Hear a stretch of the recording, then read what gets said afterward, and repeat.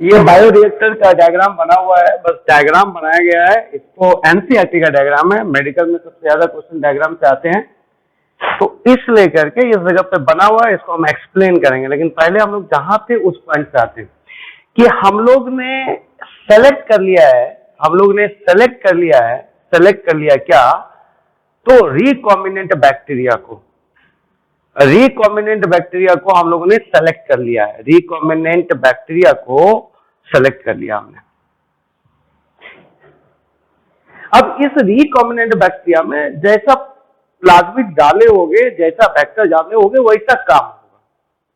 यदि तुम इस रिकॉम्बिनेंट बैक्टीरिया में क्लोनिंग वेक्टर डाले होगे, यदि तुम उस रिकॉम्बिनेंट बैक्टीरिया में यदि क्लोनिंग वेक्टर डाले होगे, तो तुम जो जीन डालोगे उसका कॉपी नंबर बढ़ जाएगा।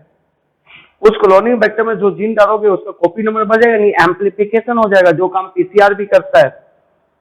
और यदि उसी रिकॉम्बिनेंट बैक्टीरिया में यदि आप रिकॉम्बिनेंट बैक्टीरिया में यदि एक्सप्रेशन वेक्टर डाले होगे, एक्सप्रेशन वेक्टर में यदि जीन डाले होगे, एक्सप्रेशन वेक्टर में यदि जीन डाले होगे, तो वहां पे प्रोडक्ट का फॉर्मेशन होगा।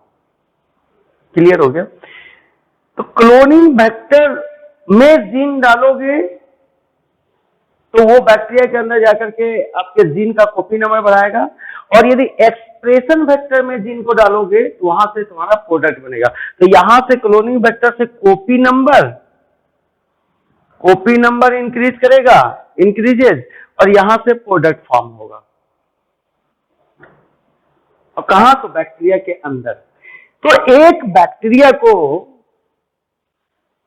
Maximum amount of the product बनाने के लिए, चाहे वो कॉपी करना पड़े और चाहे वो प्रोडक्ट बनाना पड़े, तो उसके लिए ऑप्टिमम कंडीशन चाहिए।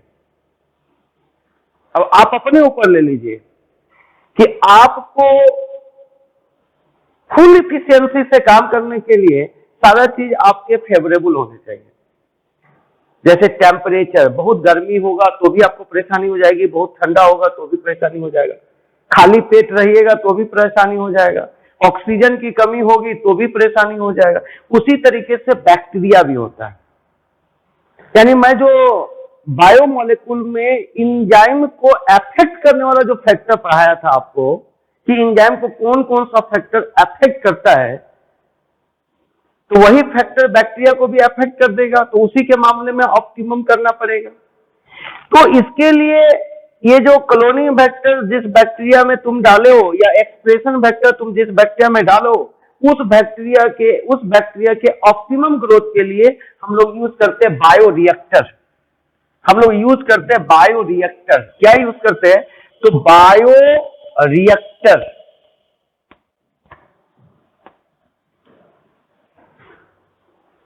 तो बायो मतलब लिविंग हो गया, और रिएक्टर मतलब यहाँ पे ग्रो करवाना होता है। किसको ग्रो करवाना है? लिविंग को ग्रो करवाना है। तो इससे करके क्या हो गया? बायोरिएक्टर। कोई डाउट नहीं।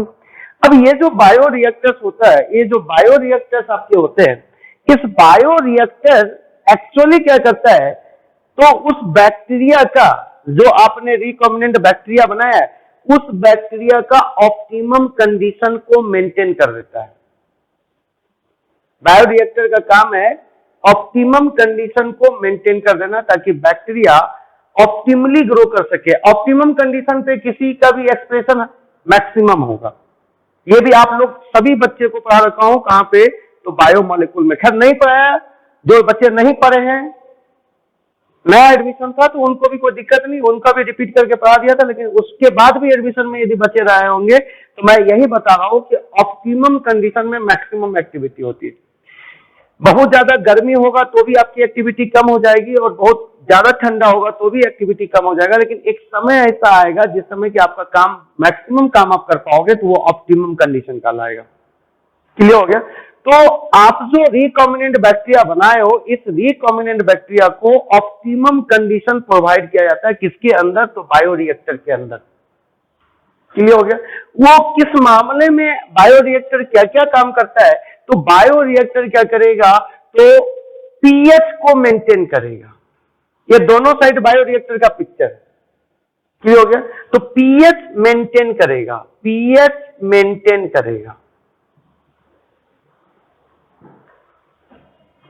और यहां लिखेंगे तो फिर इसका लेबलिंग करने में दिक्कत हो जाएगी। इधर इधर इतना ही दूर जाना है तो इस साइड लिखते हैं, ठीक है।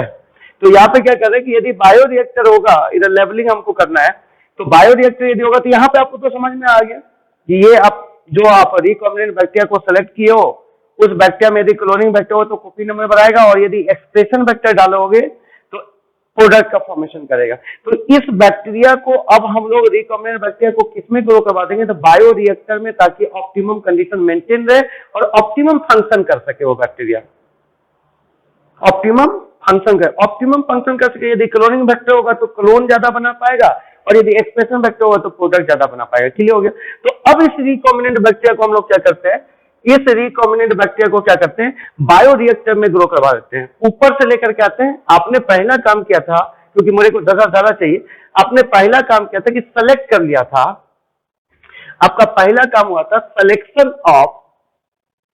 सेलेक्ट कर लिया था या सेलेक्ट कर लिया कौन सा बैक्टीरिया, तो रिकॉम्बिनेंट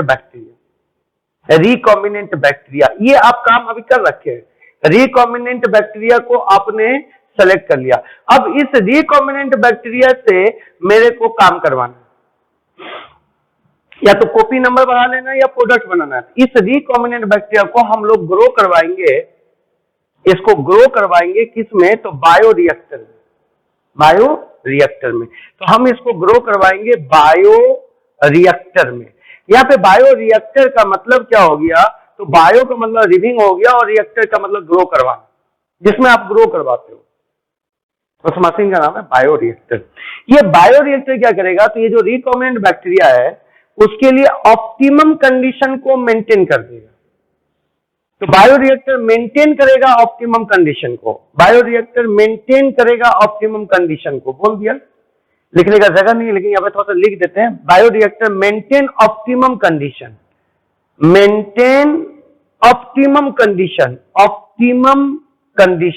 ये ऑप्टिमम कंडीशन को क्या करेगा, ऑप्टिमम कंडीशन को मेंटेन करेगा, ताकि बैक्टीरिया जो आपका है वो मैक्सिमम काम को परफॉर्म कर सके। इसी लेके बायोरिएक्टर में ग्रो कराते हैं, नहीं तो इसको बायोरिएक्टर की जरूरत नहीं पड़ती, ये डायरेक्ट भी ग्रो करवा सकते।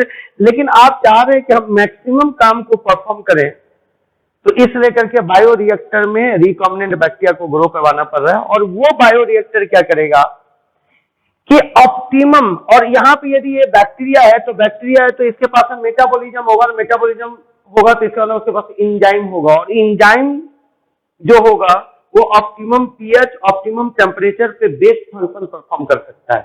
इस लेकर के बायोरिएक्टर क्या करेगा कि आपका पीएच मेंटेन कर देगा, यानी बैक्टीरिया के हिसाब से पीएच हम लोग सेट करेंगे।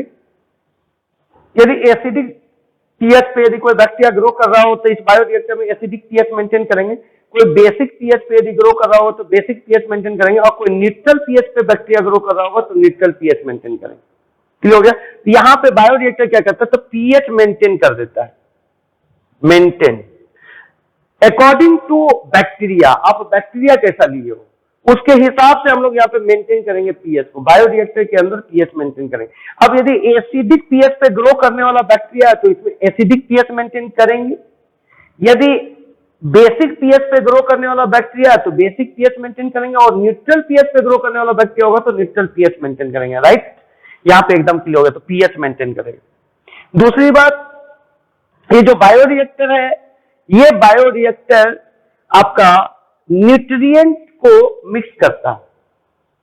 आप इसमें जो न्यूट्रिएंट डालोगे उस न्यूट्रिएंट को मिक्स करेगा। कौन करेगा, मैं यहाँ पे अभी लेवलिंग करूंगा तो आपको समझ में आ जाएगा। ये दोनों पिक्चर बायोरिएक्टर का ठीक हो गया। तो मिक्सिंग ऑफ न्यूट्रिएंट,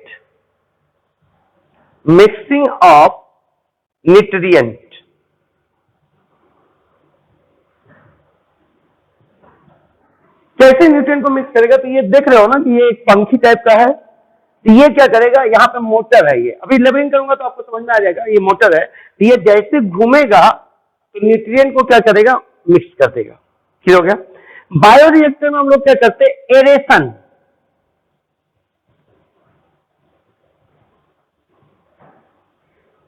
मतलब एरेशन करके ऑक्सीजन के लेवल को मेंटेन करके रखते हैं। एरेशन करके क्या करते हैं, ऑक्सीजन के लेवल को मेंटेन करके रखते हैं। क्लियर हो गया? तो ये तीन मेन काम आपका अभी आया, एक पीएच मेंटेन कर दिया, एक एरेशन को मेंटेन किया, और एक आपका मिक्सिंग ऑफ द न्यूट्रिएंट कर दिया। ये तीन मेन काम आ गया।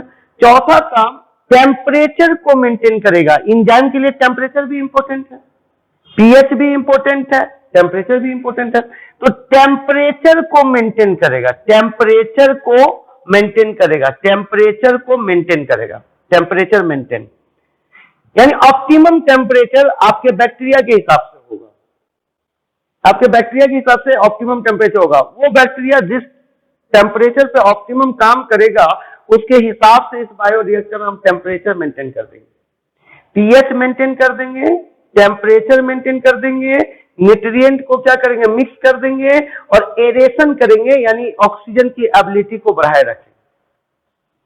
कोई डाउट नहीं है। तो यहां पे आपके चार मेन काम में आ गया, pH maintain, mixing of the nutrient, aeration हो गया, और आपका हो गया टेम्परेचर मेंटेन।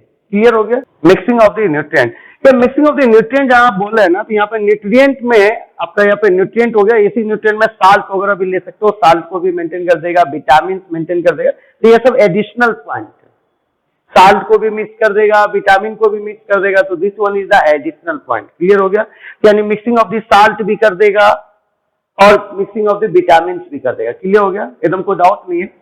अब यहाँ पे एकदम ये बात याद रखिएगा कि जो बायोरिएक्टर है वो पीएच मेंटेन करता है, टेम्परेचर मेंटेन करता है, इसको ध्यान से एकदम रखिएगा, और एरेशन करवाता है। एरेशन इसलिए कराएगा ताकि ऑक्सीजन की एबिलिटी हमेशा उस मीडियम में प्रेजेंट रहे, उस मीडियम में प्रेजेंट रहे।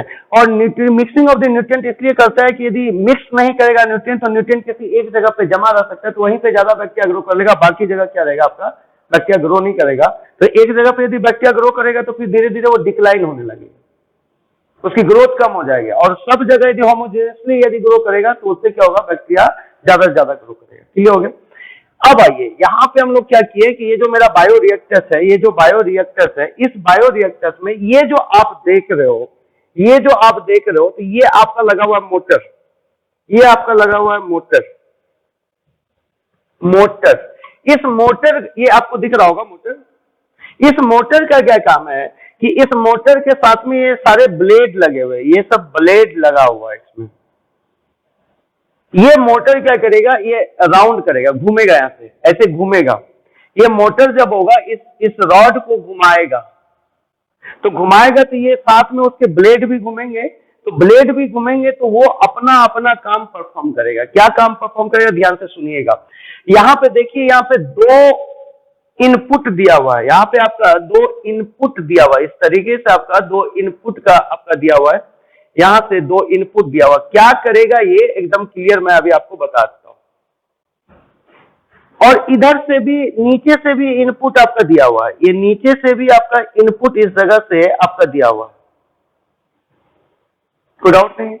अब आइए, ये जो ब्लेड है, ये जो ब्लेड आप देख रहे हो, यहां पे ध्यान से देखिएगा, ब्लू से कर रहा हूं, ये जो ब्लेड देख रहे हो, तो कोई भी चीज को ध्यान से सुनना, मेरे बातों को, किसी भी चीज को यदि तुम मिक्स करो, स्टीयर्ड करो, तो उसमें फोम आ जाएगा, यदि उसमें प्रोटीन प्रेजेंट है तो न्यूट्रिएंट जो होगा, उस न्यूट्रिएंट में तो प्रोटीन होगा ही होगा। तो प्रोटीन यदि होगा तो उसको जैसे तुम यहाँ पे मोटर की मदद से मिक्स करोगे न्यूट्रिएंट को, तो उसमें क्या होगा, फॉर्मिंग होने लगेगा। जैसे तुम अपने घर में देखते होगे कि मम्मी जब दलघटनी से दाल को घाटती होगी, तो दाल में क्या होता है, प्रोटीन होता है। तो दाल को जैसे तुम घाटोगे तो उससे उसमें क्या आएगा, फोम आने लगेगा। क्लियर होगा? तो अब यहां पे यदि फोम आएगा, तो यहां से यदि फोम आएगा तो एक्सचेंज ऑफ द गैसेस में प्रॉब्लम हो जाएगी। क्लियर हो गया?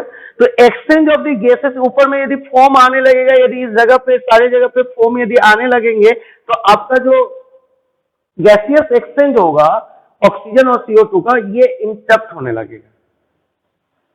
क्लियर हो गया? तो इस लेकर के क्या करेंगे कि फोम कटर लगाएंगे। क्या लगाएंगे, फोम कटर। नाम से कटर मतलब काटने वाला, किसको काटने वाला, तो फोम को। इस लेके इसका नाम आपका यहाँ पे, इसका जो नाम है, इसका नाम पड़ा हुआ फोम ब्रेकर, फोम ब्रेकर।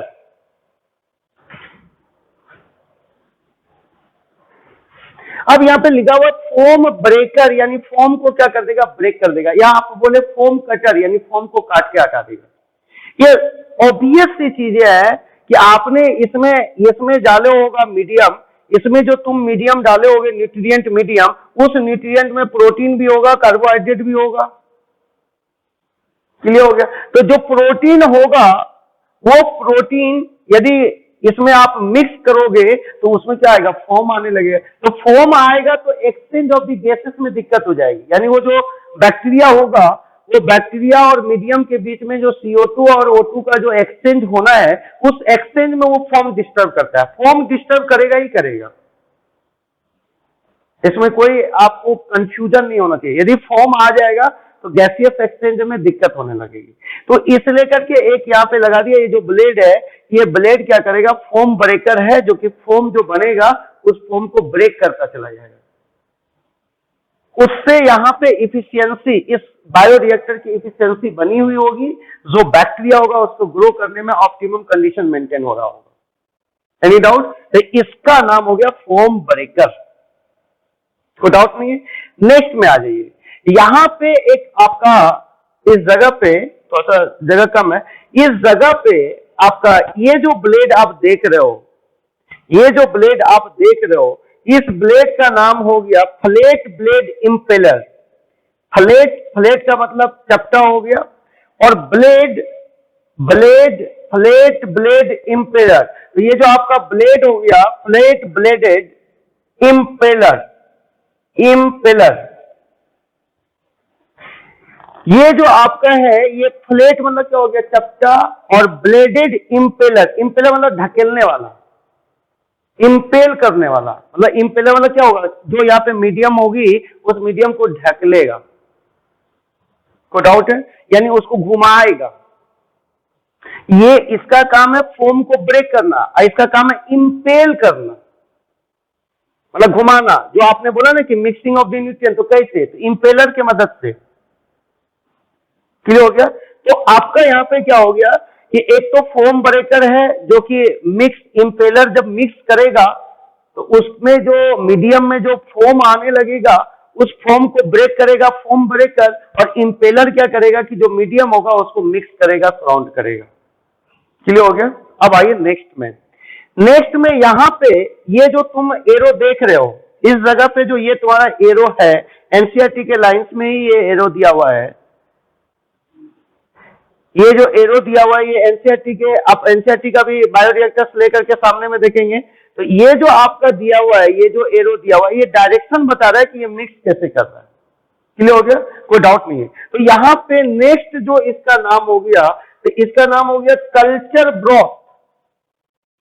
इसका नाम हो गया कल्चर ब्रॉथ। इसका नाम हो गया कल्चर ब्रॉथ। यहां पे आपने मीडियम डाला है, यहाँ पे जो मीडियम डाला है, जो मीडियम इस पूरा न्यूट्रिएंट मीडियम में डाले हुए हो, इस बायोरिएक्टर में डाले हो, तो उसका नाम है कल्चर ब्रोथ।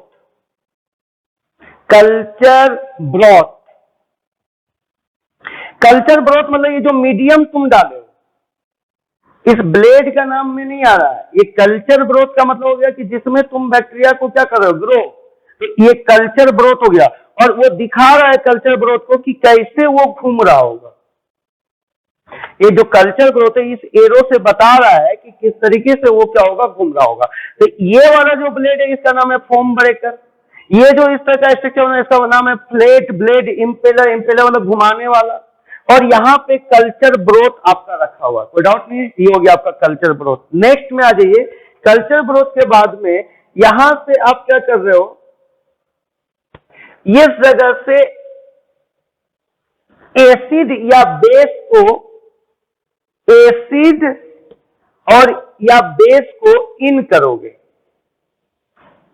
दिख रहा होगा, एसिड या बेस को इन करोगे। क्यों इन करोगे, तो ध्यान से सुनना।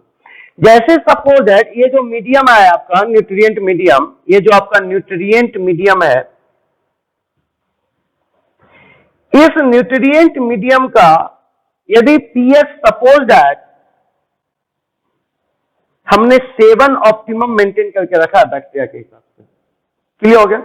अब क्या होगा कि जैसे जैसे यहाँ पे बैक्टीरिया ग्रो कर रहा है तो इसका पीएच जो हो गया, इसका पीएच आपका घट करके हो गया 5, पीएच घट करके हो गया 5। लेकिन मेरा जो बैक्टीरिया ग्रो करना चाहिए था उसका पीएच क्या होना चाहिए? 7। तो अब ये 7 यदि हमको पहुंचाना है तो इसका इसमें क्या करें कि पीएच चूंकि घटा हुआ है तो बढ़ाना है तो बेस ऐड कर देंगे। क्या ऐड करेंगे? बेस। तो ये जो आप ये एक इनपुट यहाँ पे रखे हो एसिड या बेस के लिए, तो वो मीडियम का पीएच मेंटेन करेगा। यदि आपको यहाँ पे इंडिकेटर लगा होता है, इस जगह पे इंडिकेटर लगा होता है, इस पॉइंट पे इंडिकेटर लगा होगा, पीएच इंडिकेटर, जो इंडिकेटर में आपको डिटेक्ट होता रहेगा कि अभी मीडियम का पीएच क्या है, मीडियम का पीएच क्या है। तो ये पीएच इंडिकेटर से आपको पता चलेगा कि मीडियम का पीएच क्या है। तो आपने पीएच यदि 7 मेंटेन कर दिया तो यहाँ पे पीएच 7 लिखा हुआ होगा, यहाँ पे पीएच 7 लिखा हुआ आएगा। लेकिन जैसे जैसे यहाँ पे बैक्टीरिया ग्रो करेगा तो या तो पीएच बढ़ना शुरू हो जाएगा या पीएच घटना शुरू हो जाएगा। तो according to increase and decrease के हिसाब से एसिड डालना है कि बेस डालना है, ये आप डिसाइड करोगे। क्लियर हो गया? तो अभी सपोज मैं एक एग्जांपल लिया कि मेरा जो बैक्टीरिया मैं इसमें ग्रो करवा रहा हूं, उसका जो न्यूट्रिएंट मीडियम का पीएच होना चाहिए वो 7 होना चाहिए, यानी न्यूट्रल पीएच होना चाहिए। लेकिन जब ग्रो करना शुरू किया तो उसका पीएच 7 से घट करके 5 हो गया। लेकिन फिर फर्दर हमको 5 से कहां ले आना? 7 पे ले आना है। तो हमको ऐड करना पड़ेगा क्या? बेस। तो यदि हम यहाँ पे 5 से 7 पे ले जाना चाहते हैं पीएच को, फिर ऑप्टिमम करना चाहते हैं, तो बेस को क्या कर देंगे? ऐड कर देंगे, बेस ऐड कर देंगे। तो बेस ऐड करने से क्या हो जाएगा? यहां से बेस डालेंगे तो ये पीएच 5 से क्या हो जाएगा? 7 हो जाएगा। कोई डाउट नहीं है। और यदि सपोज दैट यदि न्यूट्रिएंट पीएच पे वो बैक्टीरिया ग्रो नहीं कर रहा था, वो पीएच 5 पे ग्रो कर रहा था, और ग्रो करते करते उसका जो पीएच है वो हो गया 7। तो पीएच 5 पे ऑप्टिमम कंडीशन था, लेकिन वो ग्रो जब किया तो उसका पीएच चेंज हो गया, कितना हो गया? 5 से 7 हो गया। तो अब फिर इस 7 को हमको ले जाना है 5 पे। तो अब बेस ऐड नहीं करके क्या ऐड करेंगे? एसिड। और ऐड करने का जगह आपको दिया हुआ कि कहां से आप ऐड करोगे। नहीं समझ में आया? पूरा क्लियर समझ में आ गया? तो इसका मतलब हो गया कि ये इंडिकेटर केवल इंडिकेट करेगा कि अभी जो आपका सॉल्यूशन मीडियम है इसमें, उस मीडियम का पीएच क्या है। लेकिन तेरे को पता है कि तुम्हारा ऑप्टिमम पीएच बैक्टीरिया का क्या है, और तुम उसके हिसाब से शुरू में मेंटेन किए थे। अब वही पीएच ऊपर या नीचे आने लगेगा, तो अकॉर्डिंग टू जो पीएच चेंज हो रहा है उसके हिसाब से आप यहाँ पे एसिड या बेस को क्या करोगे? पुट करके उस ऑप्टिमम पीएच तक ला करके मेंटेन करो। कोई डाउट नहीं है? तो यहाँ पे एकदम क्लियर है। फोम ब्रेकर या फोम कटर, ये हो गया फ्लैट ब्लेड इंपेलर, और यहाँ पे हो गया कल्चर ब्रॉथ। कोई डाउट नहीं है? एकदम कॉन्सेप्ट को क्लियर रखेगा। अच्छा, फिर यहाँ पे पीएच इंडिकेटर, जो कि आपके एनसीईआरटी में नहीं दिया हुआ, तो पीएच इंडिकेटर होगा जहां से आपको पीएच डिटेक्ट होगा। टेम्परेचर इंडिकेटर भी होगा इस बायोरिएक्टर में। टेम्परेचर इंडिकेटर भी होगा जहां पे आपको टेम्परेचर दिखेगा। टेम्परेचर इंडिकेटर, पीएच इंडिकेटर तो होगा ही, साथ में टेम्परेचर इंडिकेटर भी होगा जहां पे आप जो सेट कर दोगे, टेम्परेचर इंडिकेटर होगा जो आप सेट कर दोगे। जैसे आपने टेम्परेचर सेट कर दिया, यहाँ पे एकदम लिखा हुआ ऐसा आएगा, टेम्परेचर आपका सेट कर दिया जैसे 37 डिग्री सेंटीग्रेड। ये तो नहीं दिख रहा होगा लेकिन बोल रहा हूं, ये टेम्परेचर जो है, ये जो टेम्परेचर है, ये आपने सेट कर दिया 37 डिग्री सेंटीग्रेड। तो आपको टेम्परेचर इंडिकेटर पे दिखेगा कि 37 डिग्री सेंटीग्रेड। जैसे एसी में दिखता है ना आपको कि कितना टेम्परेचर है, तो एसी में यदि आपने टेम्परेचर 16 सेट कर दिया तो इंडिकेटर पे 16 दिख रहा है। अब यदि वो 17 हो जाएगा तो तुमको कुछ करने की जरूरत नहीं, वो एसी खुद एडजस्ट करके 16 पे लेके आ जाएगा। यानी टेम्परेचर के मामले में यह ऑटोमेटेड कंट्रोल है। मतलब ऑटोमेटिकली क्या होगा कि टेम्परेचर यदि 37 सेट कर दिया तो ये बढ़ेगा तो भी वो घटा देगा, और घटेगा तो भी वो बढ़ा देगा। यानी ये ऑटोमेटेड है। किस मामले में? तो टेम्परेचर के मामले में। क्लियर हो गया। तो टेम्परेचर इंडिकेटर भी होता है जो कि टेम्परेचर को इंडिकेट करता है, लेकिन पीएच इंडिकेटर में मैनुअली हम लोग को एसिड और बेस डाल करके पीएच को मेंटेन करना पड़ता है, लेकिन इंडिकेटर बताता है कि आपके जो मीडियम है इसमें, उस मीडियम का पीएच अभी क्या हो गया है। कोई डाउट इसमें? क्लियर हो गया कॉन्सेप्ट? अब आइए नेक्स्ट पॉइंट पे आते हैं। ये तो थोड़ा सा यहां से हटाते हैं किस चीज को, ये वाला हटा, ये समझ में आ गया ना न्यूट्रिएंट मीडियम का। आइए इसको थोड़ा सा यहां से रिमूव कर दिए। चलिए अब यहां पे नेक्स्ट पॉइंट में यहां पे देखिए और इस जगह पे देखिए, इसको भी हटा दिया जाए, यहां से कोई दिक्कत नहीं है, इसको रन दिया जाए, हटा सकते हैं। अब यहां से देखिए, इसके बाद इसको हटा देंगे। यहां से आप क्या कर सकते हो कि ये एक और इनपुट दिया हुआ, तो ये जो एक और इनपुट है, तो इससे हम लोग डालेंगे वाटर स्ट्रीम। वाटर स्ट्रीम इसलिए डालेंगे ताकि यहाँ पे स्टेराइल कंडीशन मेंटेन रहे, यानी जो बैक्टीरिया को हमको ग्रो करवाना है केवल वही बैक्टीरिया ग्रो करे, दूसरा कोई बैक्टीरिया इधर से इन नहीं करे। तो यहाँ पे हम लोग क्या करते हैं, इसको हटा ही देते हैं। यहाँ पे हम लोग क्या करते हैं, स्टेराइल एयर को डालते हैं। इस जगह पे हम लोग डालेंगे क्या, तो sterile air, steam for sterilization.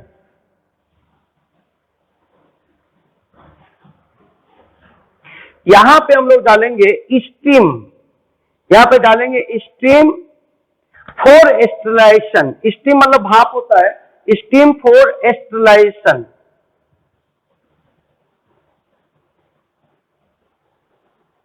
Steam for sterilization इसलिए ताकि जो बैक्टीरिया को मेरे को ग्रो करवाना है वही बैक्टीरिया ग्रो करे, कोई दूसरा बैक्टीरिया नहीं ग्रो करे। तो इससे आएगा एसिड और बेस अकॉर्डिंग टू मीडियम कैसा चेंज हो रहा है, और इससे आपका आएगा क्या, तो स्टीम इनपुट करेंगे ताकि यहाँ पे स्टेरिलाइजेशन मेंटेन रहे, मतलब जो डिजायर्ड बैक्टीरिया वही ग्रो करे, कोई दूसरा बैक्टीरिया ग्रो नहीं करे।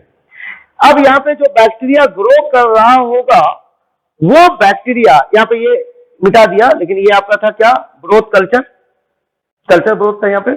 तो चलिए ये तो ग्रोथ करता था।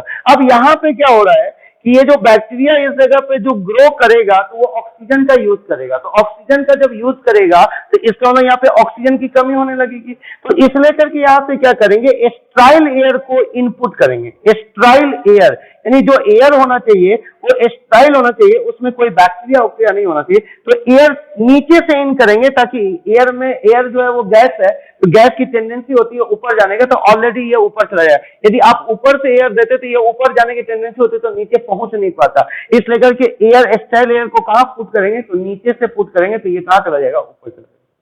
इसको ये ए नंबर को बोलते हैं स्टीयर्ड बायोरिएक्टर।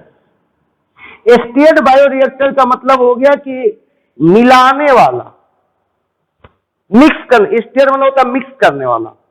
तो यहां पे चूंकि इंपेलर लगा हुआ है तो ये क्या करेगा, मिक्स करेगा। इसलिए करके इस बायोरिएक्टर का नाम है स्टीयर्ड बायोरिएक्टर, और इसका नाम है स्पार्ज बायोरिएक्टर। ये स्टीयर्ड बायोरिएक्टर और स्पार्ज बायोरिएक्टर में स्पार्ज बायोरिएक्टर मोर इफिशिएंट बायोरिएक्टर, किसके तुलना में, स्टीयर्ड बायोरिएक्टर के तुलना में। स्टीयर्ड का मतलब होता है मिक्स करना, क्लियर हो गया। तो ये स्टीयर्ड बायोरिएक्टर है। ब्रोथ कल्चर यहाँ पे लिखा हुआ था, ये जो आपका मिटा दिया ये भी लिख दिया, ब्रोथ कल्चर, कल्चर। तो अब यहाँ पे एकदम आपके कॉन्सेप्ट क्लियर होगा। ये मोटर का काम है कि इसको मिक्स करना, जिसके कारण ब्रेकर भी घूमेगा, फोम ब्रेकर भी घूमेगा, और ब्लेड, ये जो फ्लैट ब्लेड इंपेलर है ये भी आपका क्या करेगा, घूमेगा, और ब्रोथ को भी क्या करेगा, मिक्स किया जाएगा। कोई डाउट नहीं है। और यहां पे क्या है कि एसिड और बेस को डाला जाएगा ताकि ऑप्टिमम पीएच को क्या कर सके, मेंटेन कर सके। और यहां से स्टेराइल एयर डाला जाएगा, स्टीम डाला जाएगा ताकि जो भी अनडिजायरेबल बैक्टीरिया होगा उसको मारा जा सके। और ऊपर में डालना ताकि इधर से जो एसिड बेस डालेंगे उसमें भी जो बैक्टीरिया आएगा वो बैक्टीरिया मर जाए, उसमें क्या हो जाए, इस स्टेराइल स्टीम फॉर स्टेरिलाइजेशन के लिए जो आप डाल रहे हो।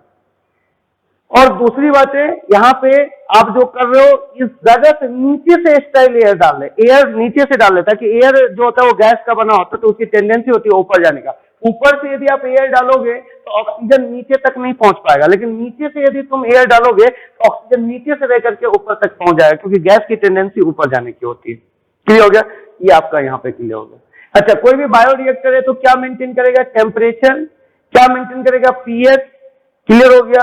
अच्छा, फिर क्या मेंटेन करेगा, तो ऑक्सीजन का लेवल, स्टाइल एल क्यों डाल रहे हो, ऑक्सीजन के लेवल को मेंटेन करने के लिए, ताकि ऑप्टिमम ऑक्सीजन लेवल यहाँ हो सके। फिर क्या मेंटेन करेगा, तो आपका ऑप्टिमम कंडीशन मेंटेन करेगा, किसको तोड़ करके, तो फॉर्म को ब्रेक करके। यदि कहीं भी प्रोटीन होगा किसी सोल्यूशन में और उसको यदि तुम स्टीयर्ड करोगे, मिक्स करोगे, तो वहां पे फॉर्म क्रिएट होगा ही होगा। और फॉर्म क्रिएट जब हो जाता है तो एक्सचेंज ऑफ द गैसेस में प्रॉब्लम होता है। बैक्टीरिया और मीडियम के बीच में जो एक्सचेंज होना होगा आपका गैस का, वो आपका डिस्टर्ब हो जाएगा। क्लियर हो गया।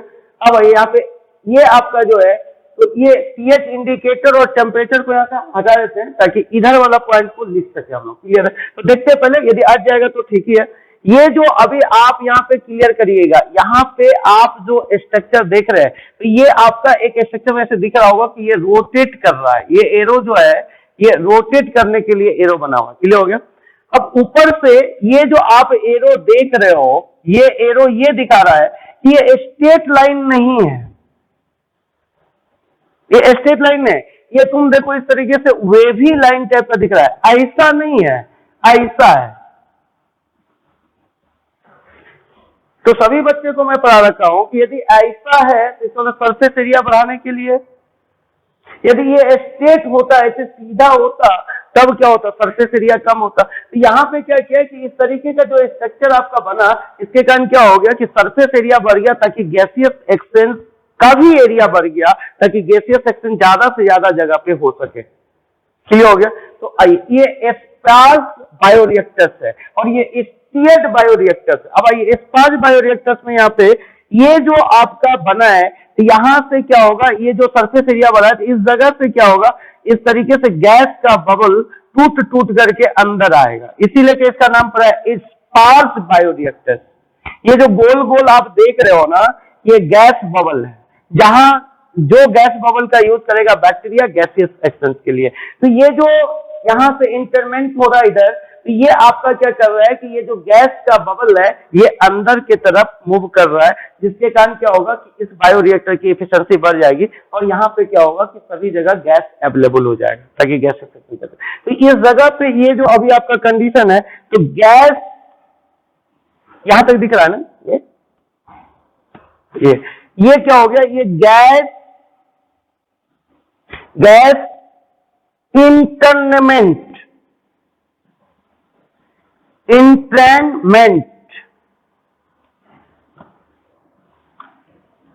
गैस इंटरनमेंट, इसका मतलब हो गया कि यहां से जो ये गैस बबल है, ये आपका जो सरफेस एरिया बढ़ाता है, तो इधर से गैस का बबल इधर से ब्रेक करके इधर इनसाइड आएगा, इंटरनमेंट। क्लियर हो गया। तो गैसियस इंटरनमेंट हो रहा है यहाँ पे। अच्छा, ये जो इस तरह से वेवी स्ट्रक्चर है, तो ये क्या किया है, तो सरफेस एरिया को इंक्रीज करवाया और उसी जगह से आपका क्या हो रहा है, गैस इंटरनमेंट हो रहा है। क्लियर हो गया। अब आइए नेक्स्ट पॉइंट पे, यहाँ पे आइए, आप यहाँ पे जो बात कर रहे हो, यहाँ पे increase surface area for oxygen transfer. ये जो आपका ये वेवी लाइन सब जो मैं बार बार बात कर रहा हूँ, ये जो वेवी लाइन आया है, ये क्या कर रहा है कि सरफेस एरिया को इंक्रीज कर रहा है। तो सरफेस एरिया इंक्रीज कर रहा है किसके लिए, तो ऑक्सीजन के ट्रांसफर के लिए। तो ये जो वेवी लाइन है, increase surface area for oxygen transfer,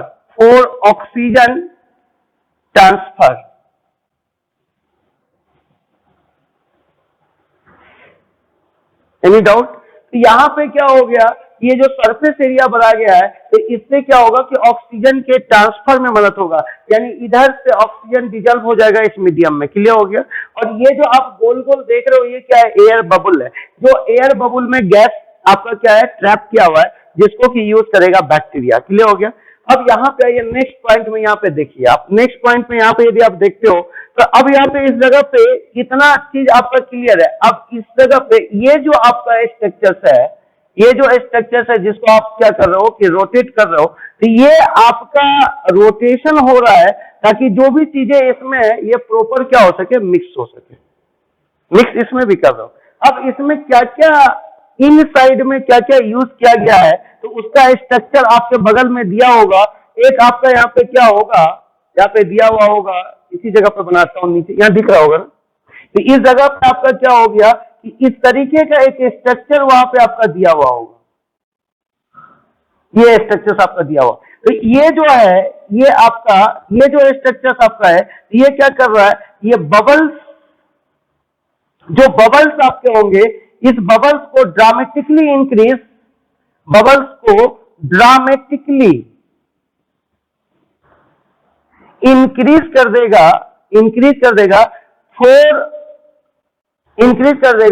for the oxygen transfer, ये इस तरीके का एक स्ट्रक्चर आपके एनसीईआरटी में बगल में आपका बना हुआ होगा। ये स्ट्रक्चर इस जगह पे होगा जो क्या करेगा कि आपके बबुल का जो नंबर है, इसके नंबर को बढ़ा देगा ड्रामेटिकली, मतलब बहुत ज्यादा बढ़ा देगा। और उससे क्या होगा कि वो जो नंबर आपका बढ़ेगा, उस नंबर के कारण क्या होगा कि सारे बैक्टीरिया को ये आपको क्या होने लगे, ऑक्सीजन का एबिलिटी बढ़ जाएगा, क्योंकि ये बबल जो होगा ऑक्सीजन के ट्रांसफर में मदद कर देगा। नहीं समझ में आया? नहीं समझ में आया तो समझाते हैं आपको आप ही की भाषा पे। एक्वेरियम देखे होइएगा, उस एक्वेरियम में देखते हो कि बबल निकलता है, और वो बबल जो निकलता है तो वो बबल क्या करता है, उस बबल में ही ऑक्सीजन होता है जो पानी में डिजोल्व हो जाएगा, और वो डिजोल्व ऑक्सीजन जो मछली को मिलेगा। आप एक्वेरियम को पूरा सील कर दीजिए, एक्वेरियम को पूरा सील कर दीजिए, ठीक है, और सील करने के बाद मछली डाल दीजिए, और देखिए कि मछली कुछ ही दिन में मर गया। तो दो कारण से मरेगा, एक अमोनिया उसमें ज्यादा हो जाएगा उसके कारण डेथ होगी, और दूसरा ऑक्सीजन की कमी हो जाएगी इसके कारण। तो सपोज दैट हमने अमोनिया तोड़ने वाला बैक्टीरिया उस एक्वेरियम में डाल रखा है, तो अब हमको अमोनिया का खतरा खत्म हो गया। मैं उस एक्वेरियम में ऐसा बैक्टीरिया ग्रो करवाया हूं जो कि अमोनिया को तोड़ देगा। तो अब जो मछली मरा होगा वो ऑक्सीजन के कमी के कारण, तो आप ऑक्सीजनेटर लगा देते हो, तो वो ऑक्सीजनेटर क्या करता है कि वहां बबुल छोड़ता रहता है। बस वही बात यहां पे है।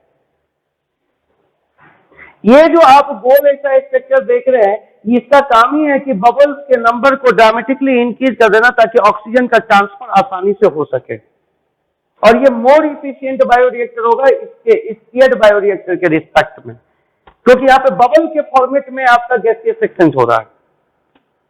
क्लियर हो गया? तो इसलिए ये मोर इफिशियंट होगा। अब यहाँ पे ये जो डायग्राम आपका बना हुआ है, ये जो डायग्राम आपका बना हुआ है, इस डायग्राम में इस तरीके का स्ट्रक्चर आपका शायद बना हुआ है। ये देखिएगा आप, इस तरीके का स्ट्रक्चर एक ऐसे होगा, और इससे 4 एरो इस तरीके से आपका क्या है कि बाहर निकला हुआ, और इसी में लिखा हुआ है कि ये आपका ड्रामेटिकली, बबल को ड्रामेटिकली इंक्रीज कर देगा फॉर द ऑक्सीजन ट्रांसफर। कोई डाउट है? और इस बायोरिएक्टर का नाम लिखा हुआ है एस्पार्ज्ड बायोरिएक्टर। इस बायोरिएक्टर का नाम लिखा हुआ है sparged bioreactor, bioreactor B number, sparged bioreactor. इसका नाम होगा स्टीयर्ड बायोरिएक्टर, और इसका नाम होगा एस्पार्ज्ड बायोरिएक्टर। और एनसीईआरटी का डायग्राम है, एक बार एनसीईआरटी का आप डायग्राम निकाल करके देख लेंगे। मैं आपको बेसिक कॉन्सेप्ट केवल बता दिया, और उस बेसिक कॉन्सेप्ट को एक बार पूरा रिपीट करके आपको दे देता हूं। ध्यान से सुनिएगा। सबसे पहली बात है कि आपका एनसीईआरटी जो बायोरिएक्टर लिखा, बायोरिएक्टर का जो चर्चा किया, ये जो बायोरिएक्टर है, ये बायोरिएक्टर 2 टाइप के हैं। एक बायोरिएक्टर का नाम है steered bioreactor, steered bioreactor, bioreactor जिसका काम होगा, स्टीयर्ड बायोरिएक्टर जिसका काम सारा चीज मिक्सिंग पे डिपेंड करता है। क्लियर हो गया? तो ये इसलिए क्या नाम पड़ा है स्टीयर्ड बायोरिएक्टर। क्लियर हो गया? क्योंकि इंपेलर इसमें यूज किया गया, फ्लैट ब्लेड इंपेलर यूज किया गया, जो कि मिक्स स्टीयर्ड करता रहेगा, घुमाता रहेगा मीडियम को।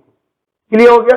अब ऑक्सीजन की एबिलिटी भी चाहिए, तो यहाँ पे स्टीयर्ड करके किया जाएगा। इधर से स्टाइल एयर डालोगे, और यहाँ पे क्या हो रहा है कि स्टीयर्ड हो रहा है, बार बार मिक्स हो रहा है, तो ऑक्सीजन भी प्रॉपरली क्या होगा, मिक्स होता रहेगा। इसलिए करके इसका नाम पड़ा है स्टीयर्ड बायोरिएक्टर। और दूसरा चर्चा किया एस्पार्ज्ड बायोरिएक्टर, एस्पार्ज्ड बायोरिएक्टर, एस्पार्ज्ड बायोरिएक्टर। ये एस्पार्ज्ड वर्ड जो आया है, ये आया है किसके लिए? एयर बबुल के लिए। ये जो यहाँ से इंटरमेंट हो रहा है, इस इंटरमेंट के कारण जो है ये एयर बबुल इधर आपका नीचे आ रहा है। तो इसलिए करके यहाँ पे गैस इंटरमेंट है, यहाँ से गैस का इंटरमेंट हो रहा है। तो इसलिए करके यहाँ पे क्या हो रहा है कि इसलिए कि इसका नाम पड़ा है स्पार्ज बायोरिएक्टर, कोई डाउट नहीं है। अब ये जो स्टीयर्ड बायोरिएक्टर है और ये जो स्पार्ज बायोरिएक्टर है, इसमें एयर बबुल होते हैं। यहाँ पे आपका लिखा हुआ होगा ये जो आपका है ये एयर बबुल है। और इस एयर बबुल को ये जो स्ट्रक्चर है ये ड्रामेटिकली क्या करवाता है, इंक्रीज। और ड्रामेटिकली इंक्रीज करने से क्या फायदा होगा कि जो ऑक्सीजन का ट्रांसफर होगा वो तेजी से होगा। यदि एयर बबुल ड्रामेटिकली इंक्रीज करेगा तो जो आपका ऑक्सीजन का ट्रांसफर होगा वो तेजी से होगा। तो इसका मतलब यहाँ पे हो गया कि इस मीडियम में यदि कोई बैक्टीरिया ग्रो कर रहा है, यदि कोई बैक्टीरिया ग्रो कर रहा है, इस मीडियम में यदि बैक्टीरिया ग्रो कर रहा है तो इस मीडियम में तो बैक्टीरिया ग्रो करेगा ही बायोरिएक्टर आप इसी लेके। तो ये जो बैक्टीरिया ग्रो कर रहा है तो इसके अगल बगल जो एयर बबुल्स होंगे तो उस एयर बबुल ज्यादा यदि होगा तो गैसियस एक्सचेंज ये बैक्टीरिया आसानी से कर पाएगा, ऑक्सीजन की ट्रांसफर आसानी से हो पाएगी।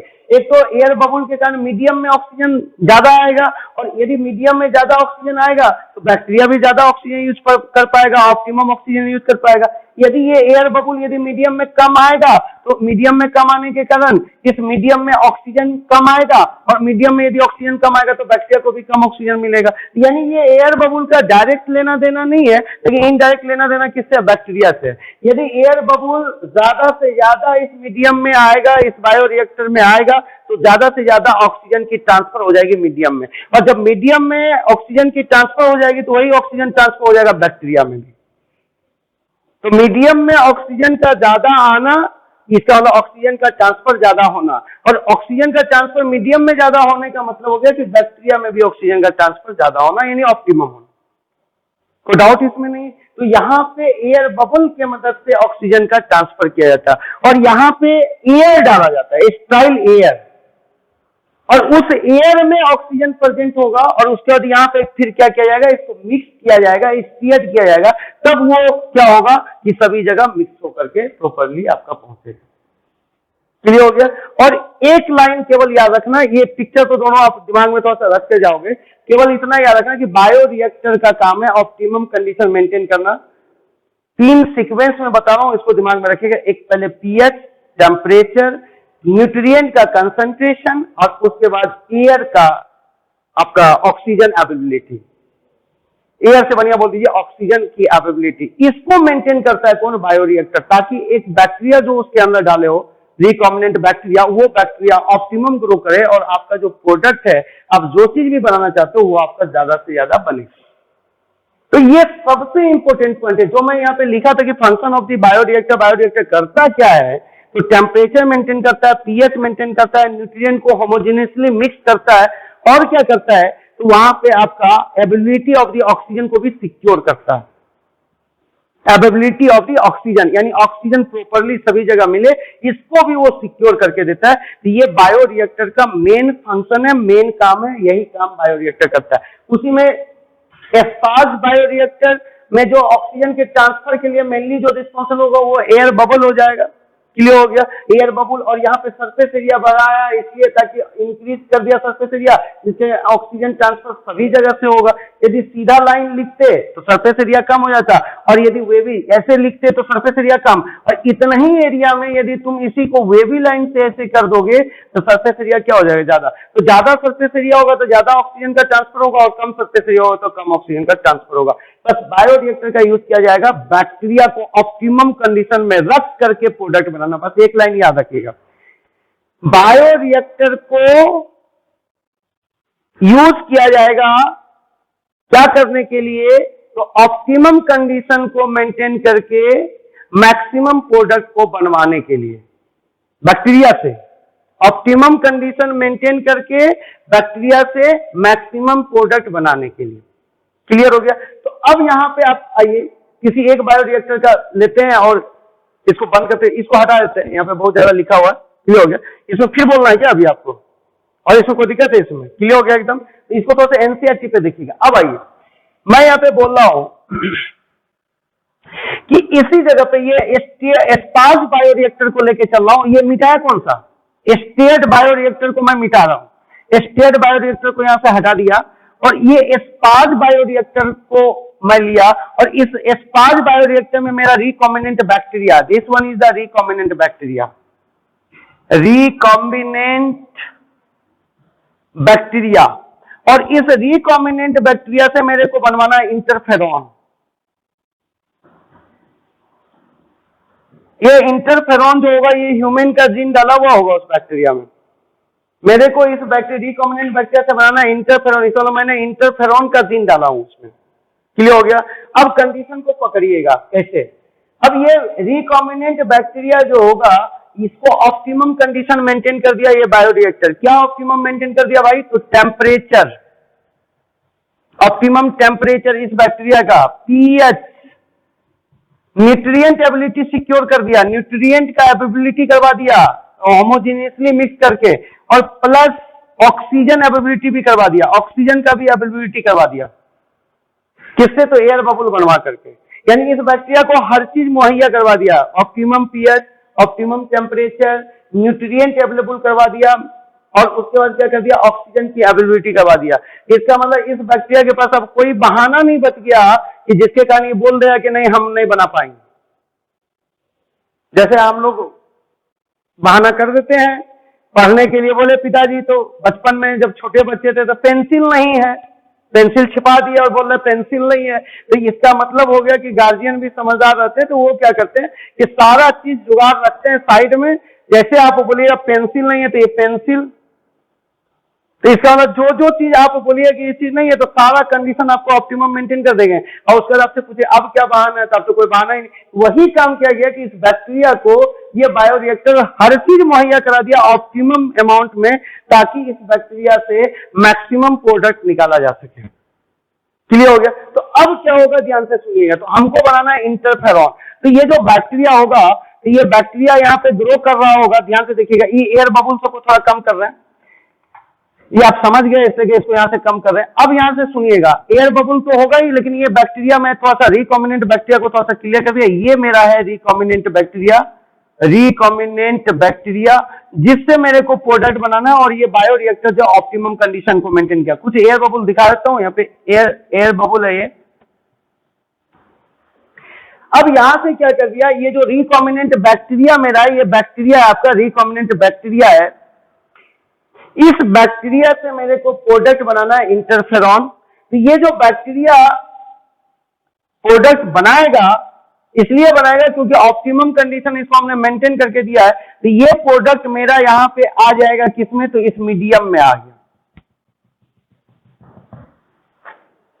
क्लियर हो गया। तो इस मीडियम में आ गया, या ये बैक्टीरिया बनाया हुआ है तो यहीं पे है।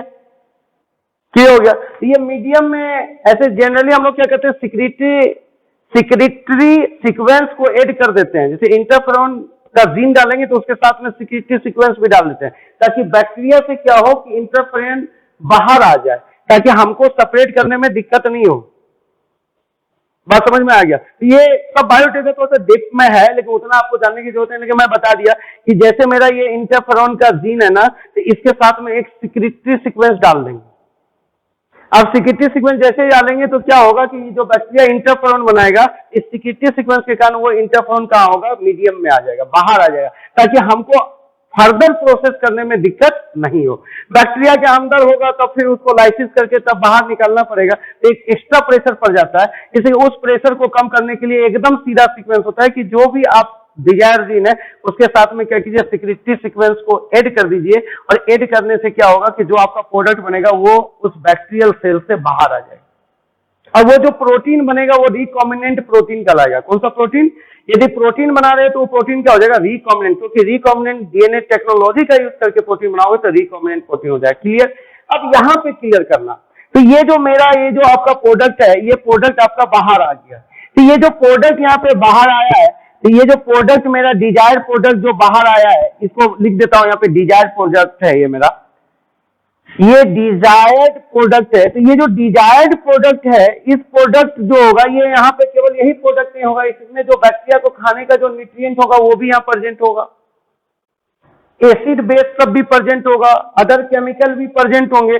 यानी मिक्स किया हुआ चीज है यहाँ पे, मेरा केवल यहाँ पे डिजायर प्रोडक्ट नहीं है। तो सबसे पहले क्या होगा कि बायो रिएक्टर में जो प्रोडक्ट बना, ये जो बायो रिएक्टर है इसमें जो प्रोडक्ट बना, इसमें जो मेरा प्रोडक्ट बना, इस प्रोडक्ट के साथ में बहुत सारा चीज मिला हुआ होगा। ये बायो रिएक्टर है तो इसके साथ में बहुत सारा चीज मिला हुआ होगा। ये जो मेरा प्रोडक्ट है इसके साथ में बहुत सारा चीज मिला हुआ है। तो अब हमको क्या करना पड़ेगा, इस प्रोडक्ट को पहले उस मीडियम से सेपरेट करना पड़ेगा। प्रोडक्ट को क्या करना पड़ेगा, सेपरेट। और जब तुम सेपरेट करोगे यानी अदर चीज को जब हटाओगे और अपने काम की चीज को लाओगे तो उसमें भी फिर कुछ चीजें होगी। तो इसके बाद सेपरेट करने के बाद उसको प्यूरिफाई करना पड़ेगा।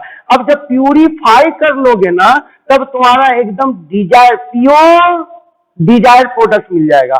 यानी अब इसमें तुम्हारा कोई भी दूसरा चीज नहीं होगा, प्योर डिजायर प्रोडक्ट तुम्हारे पास में मिल जाएगा।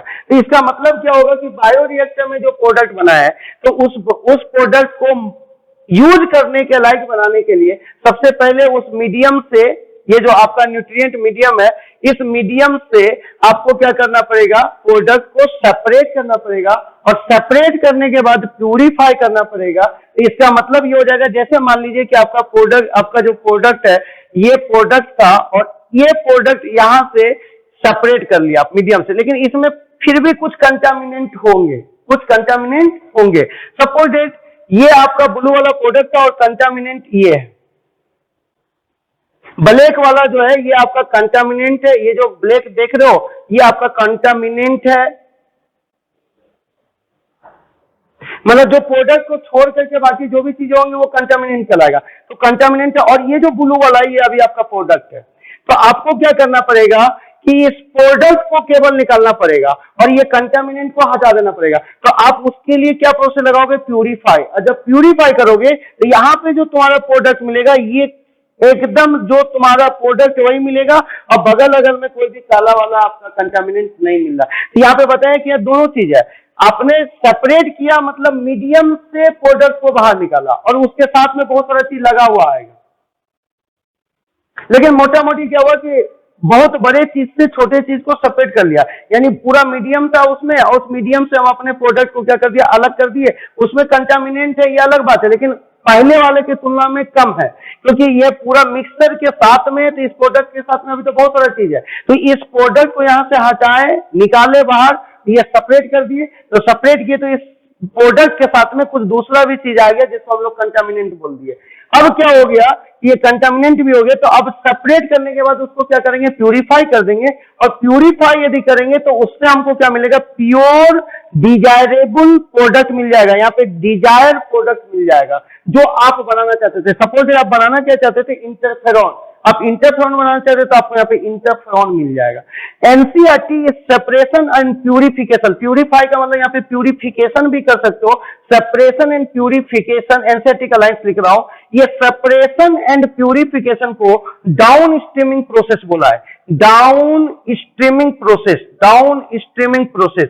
तो डाउन स्ट्रीमिंग प्रोसेस में क्या हो गया कि आपका ध्यान से सुनिएगा, प्रोडक्ट बनना तक डाउन स्ट्रीमिंग नहीं है, प्रोडक्ट बनने के बाद जो आप स्टेप लगाओगे प्रोडक्ट को प्यूरिफाई करने तक, उसको आप बोलते हो डाउन स्ट्रीमिंग प्रोसेस। एनसीईआरटी के हिसाब से डाउन स्ट्रीमिंग प्रोसेस में सेपरेशन, यहाँ पे आपका सेपरेट किए तो इसको सेपरेशन कर दीजिए, ये हो गया सेपरेशन और ये हो गया प्यूरिफिकेशन।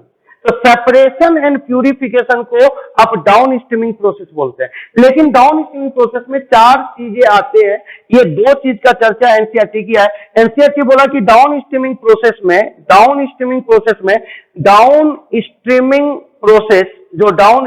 प्रोसेस होता है, ये वो प्रोसेस है जो कि बायो रिएक्टर में बने हुए प्रोडक्ट को बाहर निकाल करके मार्केट में बेचने तक का प्रोसेस है।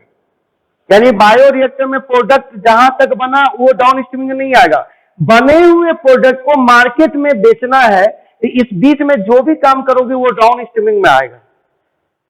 यानी आपका जो प्रोडक्ट बना है बायो रिएक्टर के अंदर, ये बायो रिएक्टर आपका लिखा हुआ है, इस बायो रिएक्टर के अंदर जो प्रोडक्ट बना है, इस प्रोडक्ट को मार्केट तक बेचना है हमको, तो इस बीच में जो भी स्टेप करेंगे वो सारे स्टेप डाउन स्ट्रीमिंग में जाएगा। लेकिन एनसीईआरटी उसमें से मात्र 2 को लिखा है डाउन स्ट्रीमिंग में, यानी एनसीईआरटी के हिसाब से डाउन स्ट्रीमिंग प्रोसेस में ये प्रोडक्ट जब बनाए तो इसको सेपरेट करेंगे, यानी सेपरेशन हो गया, डाउन स्ट्रीमिंग में हो गया सेपरेशन, एंड आपका क्या हो गया, सेपरेशन जब कर दिए तो आपका प्रोडक्ट सेपरेट हुआ, उसके साथ में बहुत सारे अनडिजायरेबल चीज भी होंगे, तो उसके बाद अनडिजायरेबल चीज को रिमूव कर देंगे तो वो कहलाएगा प्यूरिफिकेशन, यानी प्यूरिफिकेशन। तो सेपरेशन एंड प्यूरिफिकेशन एनसीईआरटी के हिसाब से आपका क्या है, तो डाउन स्ट्रीमिंग प्रोसेस में ये आपका है डाउन स्ट्रीमिंग प्रोसेस में एनसीईआरटी, अकॉर्डिंग टू एनसीईआरटी।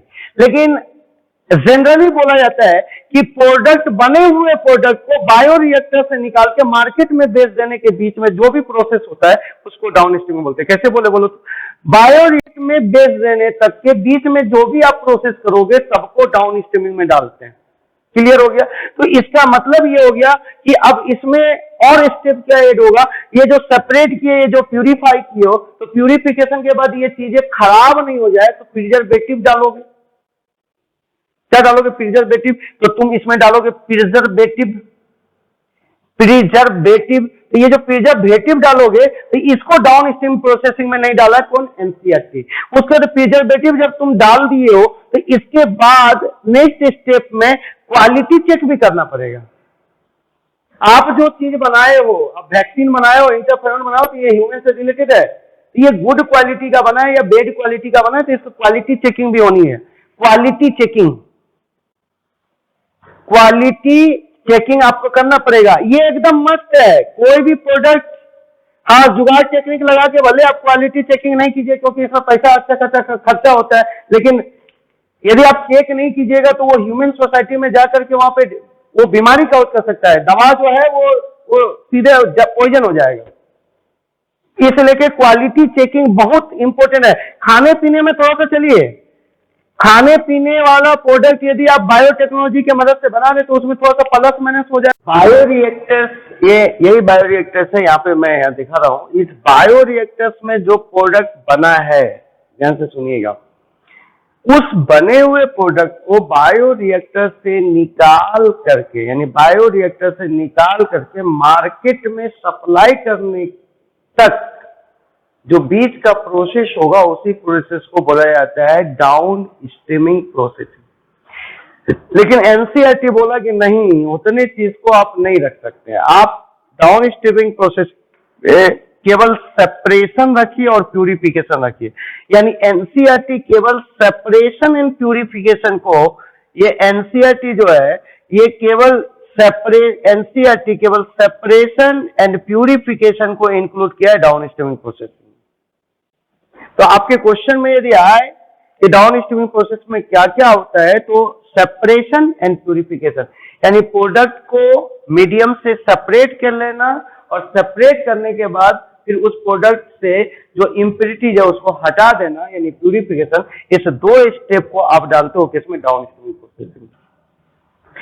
लेकिन इसके बाद भी मार्केट में बेचने के लिए, यानी मार्केटिंग करने के लिए आपको और भी स्टेप करने पड़ते हैं, वो भी डाउन स्ट्रीमिंग में जाता है। लेकिन एनसीईआरटी को ही हम लोग सही मानेंगे और 2 ही स्टेप को डाउन स्ट्रीमिंग में रखेंगे।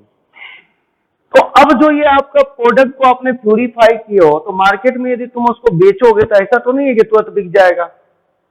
तो तुरंत नहीं बिकेगा, तो कोई भी चीज का अपना लाइफ स्पान होता है कि उतने समय के बाद वो खराब होने लगे। तो इसलिए कि उसमें क्या डाल देते हैं? प्रिजर्वेटिव डाल देते हैं, ताकि वो प्रिजर्व करके सुरक्षित उसको रख सके, ताकि एक समय मिल जाए हमको वो बने हुए सामान को मार्केट में बेचने के लिए। क्लियर हो गया? क्योंकि कोई भी चीज हम लोग बनाए तो उसको सप्लाई ही करना है, तो सप्लाई करने के लिए हमको समय मिल जाए, इसलिए हम लोग उसमें प्रिजर्वेटिव डाल देंगे। सारी चीज करने के बाद, प्रिजर्वेटिव वगैरह डालने के बाद हम लोग देखेंगे कि हमारा जो प्रोडक्ट बना था बायोरिएक्टर्स में, वो प्रोडक्ट सही बना है कि नहीं बना है, वो ह्यूमन हेल्थ पे कोई एडवर्स इफेक्ट तो नहीं डालेगा, कोई नुकसान तो नहीं पहुंचाएगा। इसको चेक करना सबसे मोस्ट इंपोर्टेंट पार्ट है डाउन स्ट्रीमिंग में। लेकिन एनसीईआरटी इसको नहीं मान रहा है, जिसको हम लोग बोलते हैं कि क्वालिटी कंट्रोल चेकिंग, यानी क्वालिटी को जो क्वालिटी कंट्रोल चेकिंग का मतलब हो गया जो आपका क्वालिटी है वो क्वालिटी सही है या सही नहीं है। यदि सही नहीं है तो मार्केट में नहीं भेजा जाएगा, और यदि सही है तो मार्केट में भेज दिया जाएगा। वो मोस्ट इंपोर्टेंट पार्ट है, आपको देखना ही पड़ेगा, क्वालिटी कंट्रोल चेकिंग होना ही होगा। और देन आफ्टर जब आपने चेकिंग वोकिंग कर लिया तब अब उसको कर लीजिए पैकेजिंग। पैकेजिंग तो अब पैकेजिंग करोगे तभी तो वो ट्रांसपोर्ट कर पाओगे तुम उसको, तो इसके लिए वहां पे क्या करोगे पैकेजिंग। लेकिन मैं बार बार एक ही बात बोला कि एनसीईआरटी मात्र दो चीज को डाउन स्ट्रीमिंग में डाला है, एक सेपरेशन एक प्यूरिफिकेशन, और आप भी इसी दो चीज को डालिएगा सेपरेशन एंड प्यूरिफिकेशन को। ये तीसरा चौथा एंड पांचवा मैं आपको बता दिया कि ये एक्चुअली होता यही है, लेकिन एनसीईआरटी के बात को हम लोग मानेंगे, जो कि एनसीईआरटी लिख भी दिया मैं यहाँ पे, क्लियर हो गया। तो ये आपका हो गया कि डाउन स्ट्रीमिंग प्रोसेसिंग हुआ। अब आइए थोड़ी सी और बात करते हैं हम लोग। यहाँ पे जो ये जो आपने बायो रिएक्टर देखा ना, तो ये बायो रिएक्टर जो है इसको आपने लिखा है स्पार्स बायो रिएक्टर। तो इसमें भी यहाँ पे देखोगे कि ये घूमने का सिंबल दिया हुआ है, इसको ये चीजें जो यहाँ पे भी घूमेगी, तो कोई भी चीज यहाँ पे घूमेगा तो यहाँ मिक्स होगा, तो इसलिए करके ये भी स्टीयर्ड बायो रिएक्टर ही है। लेकिन फर्क यहाँ पे यही है कि जो एयर बबुल है ये बिखरा हुआ है, इसलिए करके इसको बोलते हैं स्पार्स्ड बायो रिएक्टर। तो इसको आप स्पार्स्ड स्टीयर्ड बायो रिएक्टर के नाम से भी बोल सकते हो, स्टीयर्ड बायो रिएक्टर, क्योंकि स्टीयरिंग यहाँ भी हो रही है, मिक्सिंग इस जगह पे भी हो रही है। लेकिन इसमें फर्क क्या है, और पहले वाला जो बायो रिएक्टर उसमें क्या फर्क था, तो उसमें एयर बबुल नहीं था, एयर बबुल स्पार्ज किया हुआ नहीं था। लेकिन यहाँ पे क्या है कि स्टाइल एयर जो वो स्पार्ज किया हुआ है, बिखरा हुआ है, क्लियर हो गया। इसलिए करके इसका नाम है स्पार्ज स्टीयर्ड बायो रिएक्टर, उसका नाम क्या बोलता है स्टीयर्ड बायो रिएक्टर, क्योंकि वहां पे स्टाइल एयर बबुल जो था वो स्पार्ज किया हुआ नहीं था। कोई डाउट यहाँ पे? तो यहाँ पे पूरे कॉन्सेप्ट को आप एकदम क्लियर करके रखिएगा, कोई इसमें आपकी गड़बड़ी नहीं होनी चाहिए। आइए अब नेक्स्ट में हम लोग चलते हैं। अब नेक्स्ट में इसमें चलेंगे क्या, तो ये तो हम लोग का यहाँ पे हो गया कि बायो रिएक्टर से हम लोग ने ज्यादा से ज्यादा अमाउंट में प्रोडक्ट का फॉर्मेशन कर लिया है। अब ये प्रोडक्ट का फॉर्मेशन जो किया है, तो अब इसको डाउन स्ट्रीमिंग प्रोसेसिंग से आपने क्या कर दिया, मार्केटिंग तक लेके चला गया, यानी आपने उसका मार्केटिंग भी कर दिया। तो ये स्टेप्स आपका यहाँ पे क्लियर हो गया। अब आइए हम लोग नेक्स्ट जो आपका एक इंस्ट्रूमेंट का चर्चा करते हैं, एक टेक्निक का चर्चा करते हैं जिसका नाम है पीसीआर। अभी आपने पढ़ा था कि जो क्लोनिंग वेक्टर आपका होता है, क्लोनिंग वेक्टर जो आपका होता है, वो क्लोनिंग वेक्टर आपका क्या करता है कि आपके डिजायर जीन को क्लोन कर देता है या एम्पलीफाई कर देता है। आपका एक वेक्टर यहाँ पे अभी अभी आपने पढ़ा था क्लोनिंग वेक्टर। तो ये जो क्लोनिंग वेक्टर होता है, ये वेक्टर करता क्या था, तो आप यदि इसको एक डिजायर डीएनए दीजिएगा या डिजायर जीन का दीजिएगा, तो इसको इसके बहुत सारे कॉपी बना देंगे एग्जैक्ट 100% सिमिलर। तो ये जो कॉपी नंबर बढ़ गया, इसको बोलते हैं कि एम्पलीफाई कर दिया, एम्पलीफाई कर दिया। तो एम्पलीफाई का मतलब हो गया कि कॉपी नंबर को इंक्रीज करवा दिया। तो ये जो क्लोनिंग वेक्टर से एम्पलीफाई कराना, ये थोड़ा सा लेंथी प्रोसेस है, ये थोड़ी सी लेंथी प्रोसेस, थोड़ी सी नहीं बहुत लेंथी प्रोसेस है पीसीआर के रिस्पेक्ट में। हमको इस जीन को एम्पलीफाई करना है ना, तो पीसीआर सबसे सोफिस्टिकेटेड इंस्ट्रूमेंट है जो कि आसानी से और कम समय में, समय की भी बचत होगी और प्लस आसानी से काम भी हो जाएगा, और ज्यादा आपको खोपड़ी लगाने की जरूरत भी नहीं पड़ेगा क्योंकि वो ऑटोमेटेड है, तो बड़ा आसानी से वो काम हो जाता है। तो अब हमको यदि ये जीन को, ये जो जीन था, इस जीन को हमने क्लोनिंग वेक्टर की मदद से एम्पलीफाई किया, तो ये थोड़ा सा लेंथी हो गया। अब यही एम्पलीफाई हम लोग किससे कर सकते हैं, तो पीसीआर की मदद से कर सकते हैं। इसका नाम है पॉलीमरेज चेन रिएक्शन। तो पॉलीमरेज चेन रिएक्शन एक इंस्ट्रूमेंट है, तो जो इंस्ट्रूमेंट की मदद से हम क्या कर सकते हैं, यदि हमारे पास में डीएनए का अमाउंट कम है, डीएनए कम है और हम चाह रहे हैं कि उस डीएनए का कॉपी नंबर बढ़ा दे, तो आप पीसीआर से एम्पलीफाई कर दीजिए, बड़ा आसानी से एम्पलीफाई हो जाएगा। मैं प्रोसेस आपको दिखा देता हूं। और यदि आप बहुत मेहनती हैं तो क्लोनिंग वेक्टर लेकर के एम्पलीफाई कर सकते हैं, लेकिन ये बड़ा लेंथी भी हो जाएगा और रिजल्ट में प्लस माइनस की चांसेस बनेगी, लेकिन इसमें उतना ज्यादा आपको डिस्टर्बेंस नहीं आएगा। तो हम लोग आते हैं पीसीआर के विषय में बात करते हैं, यहाँ पे पीसीआर की बात करते हैं। बहुत सारा कहानी रहता है, लेकिन वो सब कहानी अभी बोल नहीं पा रहे यहाँ पे, क्योंकि उसमें बहुत मतलब टाइम लगता है, लेकिन सारे क्वेश्चंस वहां पे बन जाते हैं। कहानी जो बोला जाता है तो उस कहानी से रिलेटेड सारे क्वेश्चन बन जाता है। एक छोटी सी कहानी यहाँ पे मैं आपको सुना देता हूँ। ये कहानी कैरी मुलिस के विषय में। तो मुली से याद कर लीजिएगा, मुलिस मेरा एक स्टूडेंट था बेचारा मुकलिस, तो मुकलिस का के हटा दीजिए तो मुलिस, अब कैरी मतलब ढोना, लेकिन यहाँ पे स्पेलिंग वही CARRY नहीं होगा, यहाँ पे कैरी KARY होगा। लेकिन आप यहाँ मुकलिस मेरा स्टूडेंट बेचारा, तो मुकलिस का क्या हटा दिए, के हटा दिए तो क्या हो गया, मुलिस। क्लियर हो गया। तो यहाँ पे क्या था ना कि एक बार ये कहानी तो ऐसा सुनिएगा, ये जो कैरी मुलिस थे, ये जो कैरी मुलिस था, ये कैरी मुलिस जो था, ये कैरी मुलिस कहीं से DNA मंगवाए थे, अपना डिजायर एक DNA रिक्वेस्ट करके मंगवाए थे। जिन कैरी मुलिस, और कैरी मुलिस जो डिजायर DNA को किसी जगह से मंगवाए थे तो बहुत रिक्वेस्ट किए थे, तब वो साइंटिस्ट उनको वो DNA दिए। और उस DNA से जब काम करना कैरी मुलिस शुरू किए तो काम करने के दरमियान वहां पे क्या हुआ कि जो DNA था वो आपका डैमेज हो गया, खराब हो गया, वेस्ट हो गया। क्लियर हो गया। तो बड़ा इनको बुरा लगा, कैरी मुलिस साहब को बड़ा बुरा लगा कि एक तो उतना रिक्वेस्ट करने के बाद DNA मंगवाए और वो भी DNA क्या हो गया, खराब हो गया, डैमेज हो गया। तो बड़ा बुरा लगा। और फिर अब रिक्वेस्ट करके वो DNA मंगाया नहीं जा सकता था क्योंकि वो DNA बड़ा इंपॉर्टेंट था, तो वो साइंटिस्ट भी इनको नहीं देता। तो फ्रस्ट्रेट हो गए, लैब के अंदर क्या हुआ, कैरी मुलिस जो है वो फ्रस्ट्रेट हो गया। अब फ्रस्ट्रेट होकर के ये समुद्र के किनारे टहलने चले गए। तो वहां पे टहलते टहलते उनके दिमाग में यही चल रहा था कि काश कोई ऐसा चीज होता जिससे कि मेरे को जो DNA मिला था उसका कॉपी नंबर मैं बढ़ा लेता और तब काम करता। तो ये होता कि यदि खराब भी हो जाता तो मेरे पास इतना कॉपी होता कि मैं उसको फिर से रीयूज कर सकता था, फिर से यूज कर सकता था, फिर उस एक्सपेरिमेंट को आगे बढ़ा सकता था। बस उनके दिमाग में केवल यही चल रहा था कि कोई ऐसा इंस्ट्रूमेंट हो जाए जिससे कि हम लोग क्या करें, तो उसके कॉपी नंबर को बढ़ा दें। और वो बायोलॉजी पढ़े ही थे, तो उन्होंने क्या किया कि अपना मैकेनिज्म DNA रेप्लिकेशन पे सोचना शुरू किया। DNA रेप्लिकेशन एक सेल के अंदर कैसे होता है, बस उसी सारे प्रोसेस को यूज करके उन्होंने इंस्ट्रूमेंट बना दिया PCR, पॉलीमरेज चेन रिएक्शन। यानी सेल के अंदर DNA रेप्लिकेशन का उन्होंने स्टडी किया और उसी मैकेनिज्म को यूज करके उन्होंने PCR इंस्ट्रूमेंट का फॉर्मेशन कर दिया।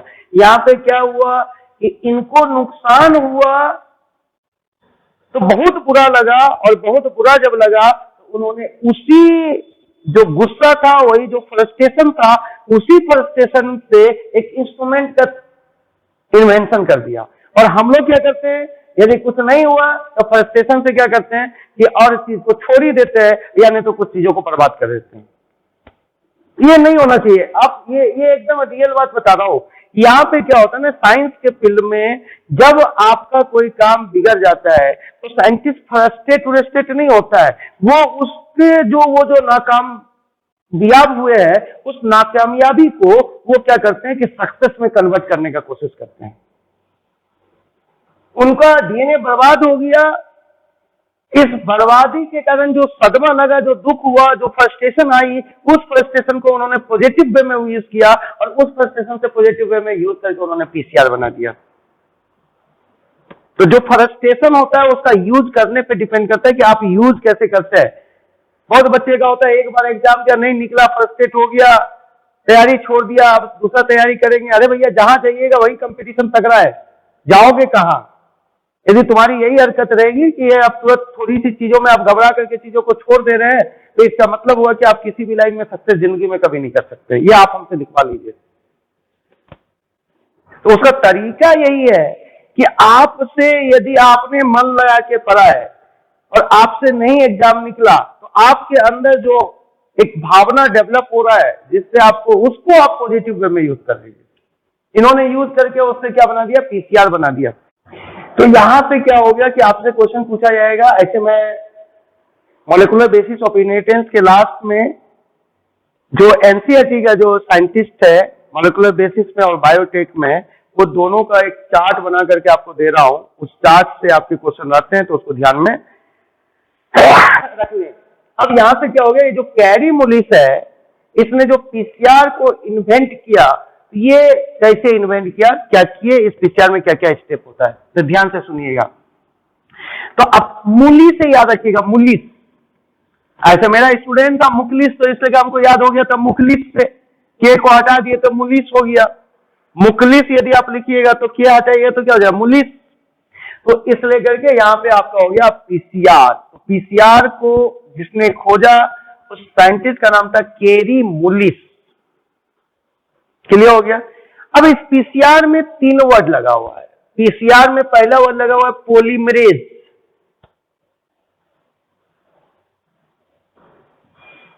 दूसरा वर्ड लगा हुआ है चैन, और तीसरा वर्ड लगा हुआ है रिएक्शन।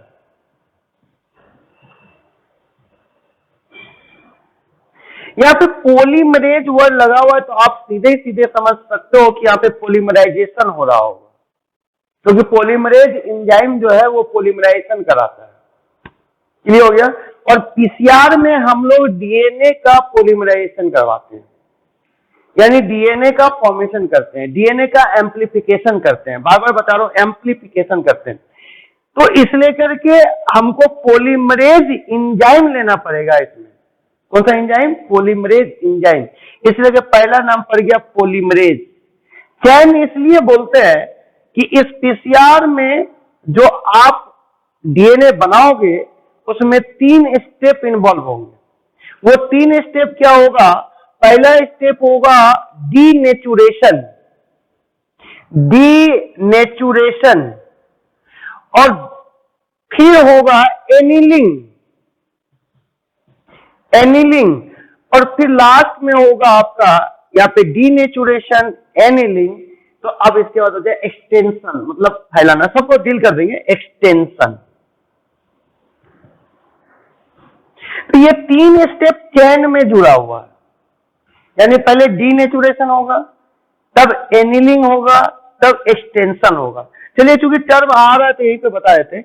डीनेचुरेशन का मतलब हुआ कि आप जो पीसीआर में डीएनए लिए हो वो डीएनए आपका क्या होगा, डबल स्टैंडर्ड होगा। तो ये डबल स्टैंडर्ड डीएनए को डीनेचर किया जाएगा, यानी सिंगल स्टैंड में लाया जाएगा। ये जो आपका डबल स्टैंडर्ड डीएनए था जिसका आपको कॉपी नंबर बढ़ाना था, और मैं अब ये नहीं बताना, सही समझता, ये आपको आपका क्लियर हो गया होगा, क्या कि आपको पढ़ा रखा हूं मॉलिक्यूलर बेसिस ऑफ इनहेरिटेंस की डीएनए एंटी पैरेलल होता है। तो ये एक स्टैंड यदि 5 प्राइम टू 3 प्राइम है तो दूसरा स्टैंड 3 प्राइम टू 5 प्राइम होगा, और ये डीएनए डबल स्टैंडर्ड डीएनए। तो सबसे पहले पीसीआर क्या करेगा कि ये जो डबल स्टैंडर्ड डीएनए इसको डीनेचर कर देगा। डीनेचर करने का मतलब हो गया कि टेम्परेचर के मदद से डीएनए के दोनों स्ट्रैंड को सेपरेट कर देना। और आपको जब मैं पढ़ाया था bio molecular basis of inheritance में, तो उसमें पढ़ाया था कि हेलिकेज के मदद से स्ट्रैंड सेपरेट होगा, लेकिन वहां पे पूरा का पूरा डीएनए का स्ट्रैंड सेपरेट नहीं होगा। लेकिन यहाँ पे जितने बड़े डीएनए होंगे पूरा स्ट्रैंड सेपरेट हो जाएगा। तो वहां पे हेलिकेज डीएनए स्ट्रैंड को सेपरेट कर रहा था, और यहाँ पे हेलिकेज नहीं लेकर के यहाँ पे हम लोग ले लेंगे टेम्परेचर, और वो टेम्परेचर हम लोग जो लेंगे वो 95 डिग्री सेंटीग्रेड लेंगे। कहीं कहीं पे आपको 92 डिग्री भी लिखा हुआ मिलेगा, 92 डिग्री सेंटीग्रेड पे मिलेगा। तो इतना हाई टेम्परेचर ले लिए कि जो दोनों स्ट्रैंड है ये हाइड्रोजन बॉन्ड से जो जुड़ा हुआ है, दोनों स्ट्रैंड, इसके हाइड्रोजन बॉन्ड आपस में क्या हो कि सभी जगह से हट जाए। यदि 95 डिग्री सेंटीग्रेड ले लोगे तो क्या होगा, डीएनए के दोनों स्ट्रैंड जो हाइड्रोजन बॉन्ड से जुड़ा हुआ है वो हाइड्रोजन बॉन्ड वहां से खत्म हो जाएगा और दोनों स्ट्रैंड साइमल्टेनियसली सेपरेट हो जाएगा, और कंप्लीटली सेपरेट हो जाएगा।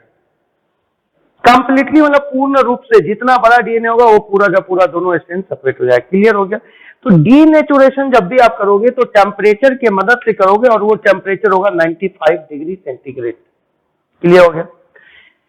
अब मैं आपको पढ़ाया था कि डीएनए का यदि नंबर बढ़ाना है तो यानी डीएनए रेप्लिकेशन करना है तो एंजाइम लेना पड़ेगा डीएनए पॉलीमरेज। क्लियर हो गया? तो डीएनए से यदि डीएनए डबल स्ट्रैंड से आपको डीएनए बनाना है, पीसीआर क्या करता है तो एम्पलीफाई करता है। एम्पलीफाई करता है, किसको एम्पलीफाई करता है तो डीएनए को, यानी एम्पलीफाई करता है मतलब नंबर बढ़ाता है। किसका नंबर बढ़ाता है तो डीएनए का नंबर बढ़ाता है। तो डीएनए का नंबर यदि वो बढ़ाएगा तो इसका मतलब उसको डीएनए बनाने वाला एंजाइम चाहिए। तो यहां पे डीएनए बनाने के लिए जो एंजाइम होगा वो होगा डीएनए पॉलीमरेज। डीएनए पॉलीमरेज, लेकिन पीसीआर में चूंकि 90 ये डीएनए से ही हमको, ये जो पीसीआर है ये डबल स्टैंडर्ड डीएनए से ही हमको multiple copy of the DNA बना के देगा, सेम लेंथ का देगा। जगह यहां पे तो ऐसा ये सेम लेंथ का मेनी डीएनए बना करके आपको देगा, मेनी डीएनए आपको बना के देगा। ये जो पीसीआर है ये डबल स्टैंडर्ड डीएनए से आपका मेनी डीएनए बना करके देगा, लेकिन ये 3 स्टेप के बाद बनेगा।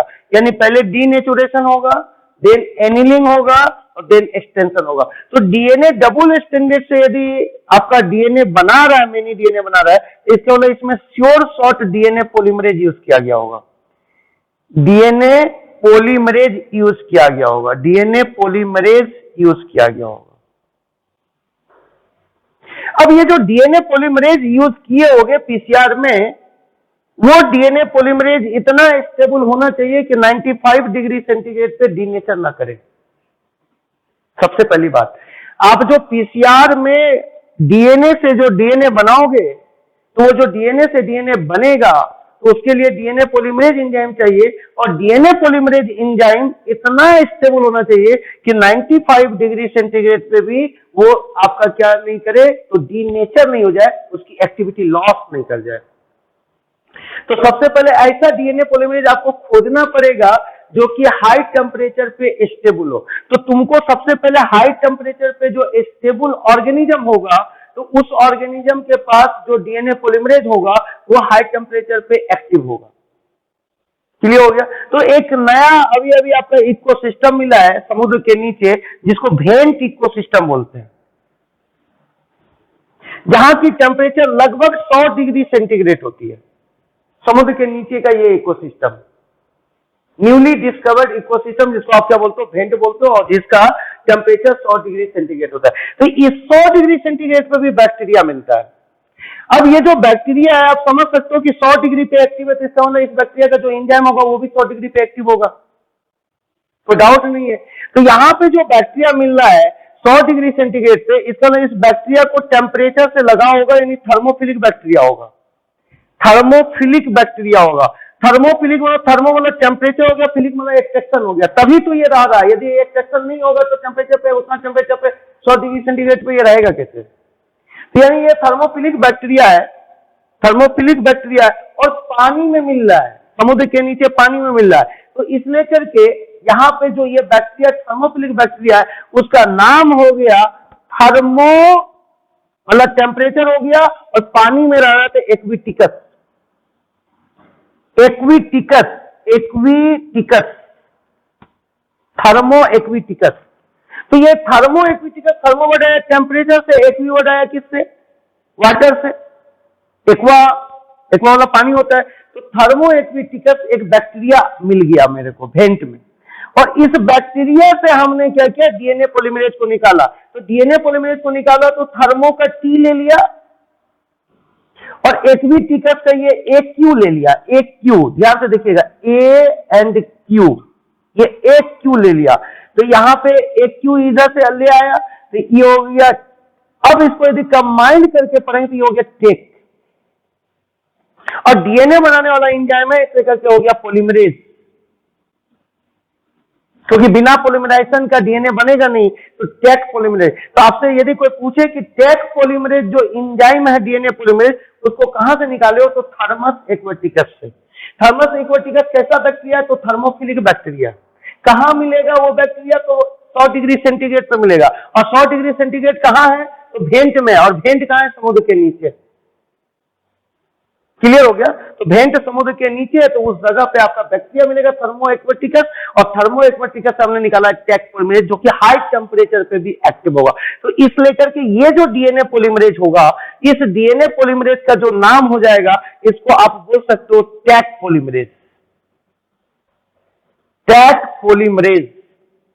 तो अब यहां पे आपका क्लियर हो गया, ये जो टैग पॉलीमरेज आपका है, ये टैग पॉलीमरेज आपका क्या करेगा, तो डीएनए के कॉपी नंबर को बढ़ाएगा।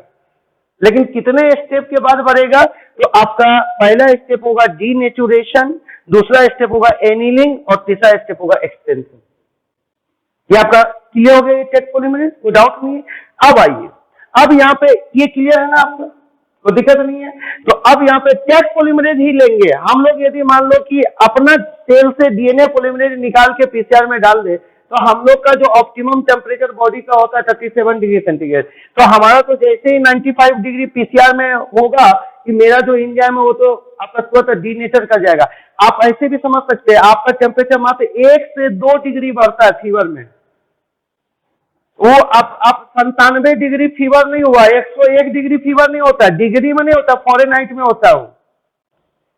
तो मात्र 37 डिग्री टेम्परेचर है, 38 हो जाता है तो बेचैनी शुरू हो जाती है, इसका तो मेरा एंजाइम अब प्रॉपर काम नहीं कर रहा है। और सीधे 95 यदि हो जाएगा तो सीधे वर्टिकल डिस्प्लेसमेंट हो जाएगा, यानी 95 डिग्री यदि बॉडी का टेम्परेचर हो गया तब तो हॉरिजॉन्टल नहीं, वर्टिकल डिस्प्लेसमेंट। तो इसका मतलब ये हो गया कि मेरा डीएनए पॉलीमरेज यहां पे काम नहीं कर सकता है। इसलिए हमने क्या लिया, टैग पॉलीमरेज, जो कि हाई टेम्परेचर पे काम कर लेगा। क्लियर। तो हम क्या कर रहे हैं, ध्यान से सुनना। तो पहला स्टेप इसमें चैन में, चैन इसलिए क्योंकि 3 चीज आपस में जुड़ा हुआ, पहले डीनेचुरेशन होगा, फिर एनिलिंग होगा, फिर एक्सटेंशन होगा। अब मेरे को बताइएगा, ये जो डीएनए पॉलीमरेज जो है, जिसका नाम आपने टैग पॉलीमरेज बोला है, ये डीएनए पॉलीमरेज की सबसे बड़ी खासियत है कि बिना प्राइमर का ये काम ही नहीं करता।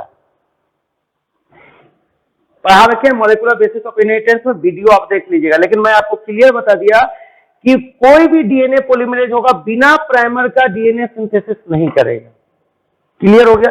तो पहला स्टेप में यहाँ पे डीनेचुरेशन हुआ तो दोनों स्टैंड क्या हो गया, सेपरेट हो गया। बोथ स्टैंड यहाँ पे सेपरेट हो गया, बोथ स्टैंड आपका क्या हो गया, तो सेपरेट हो गया, सेपरेट।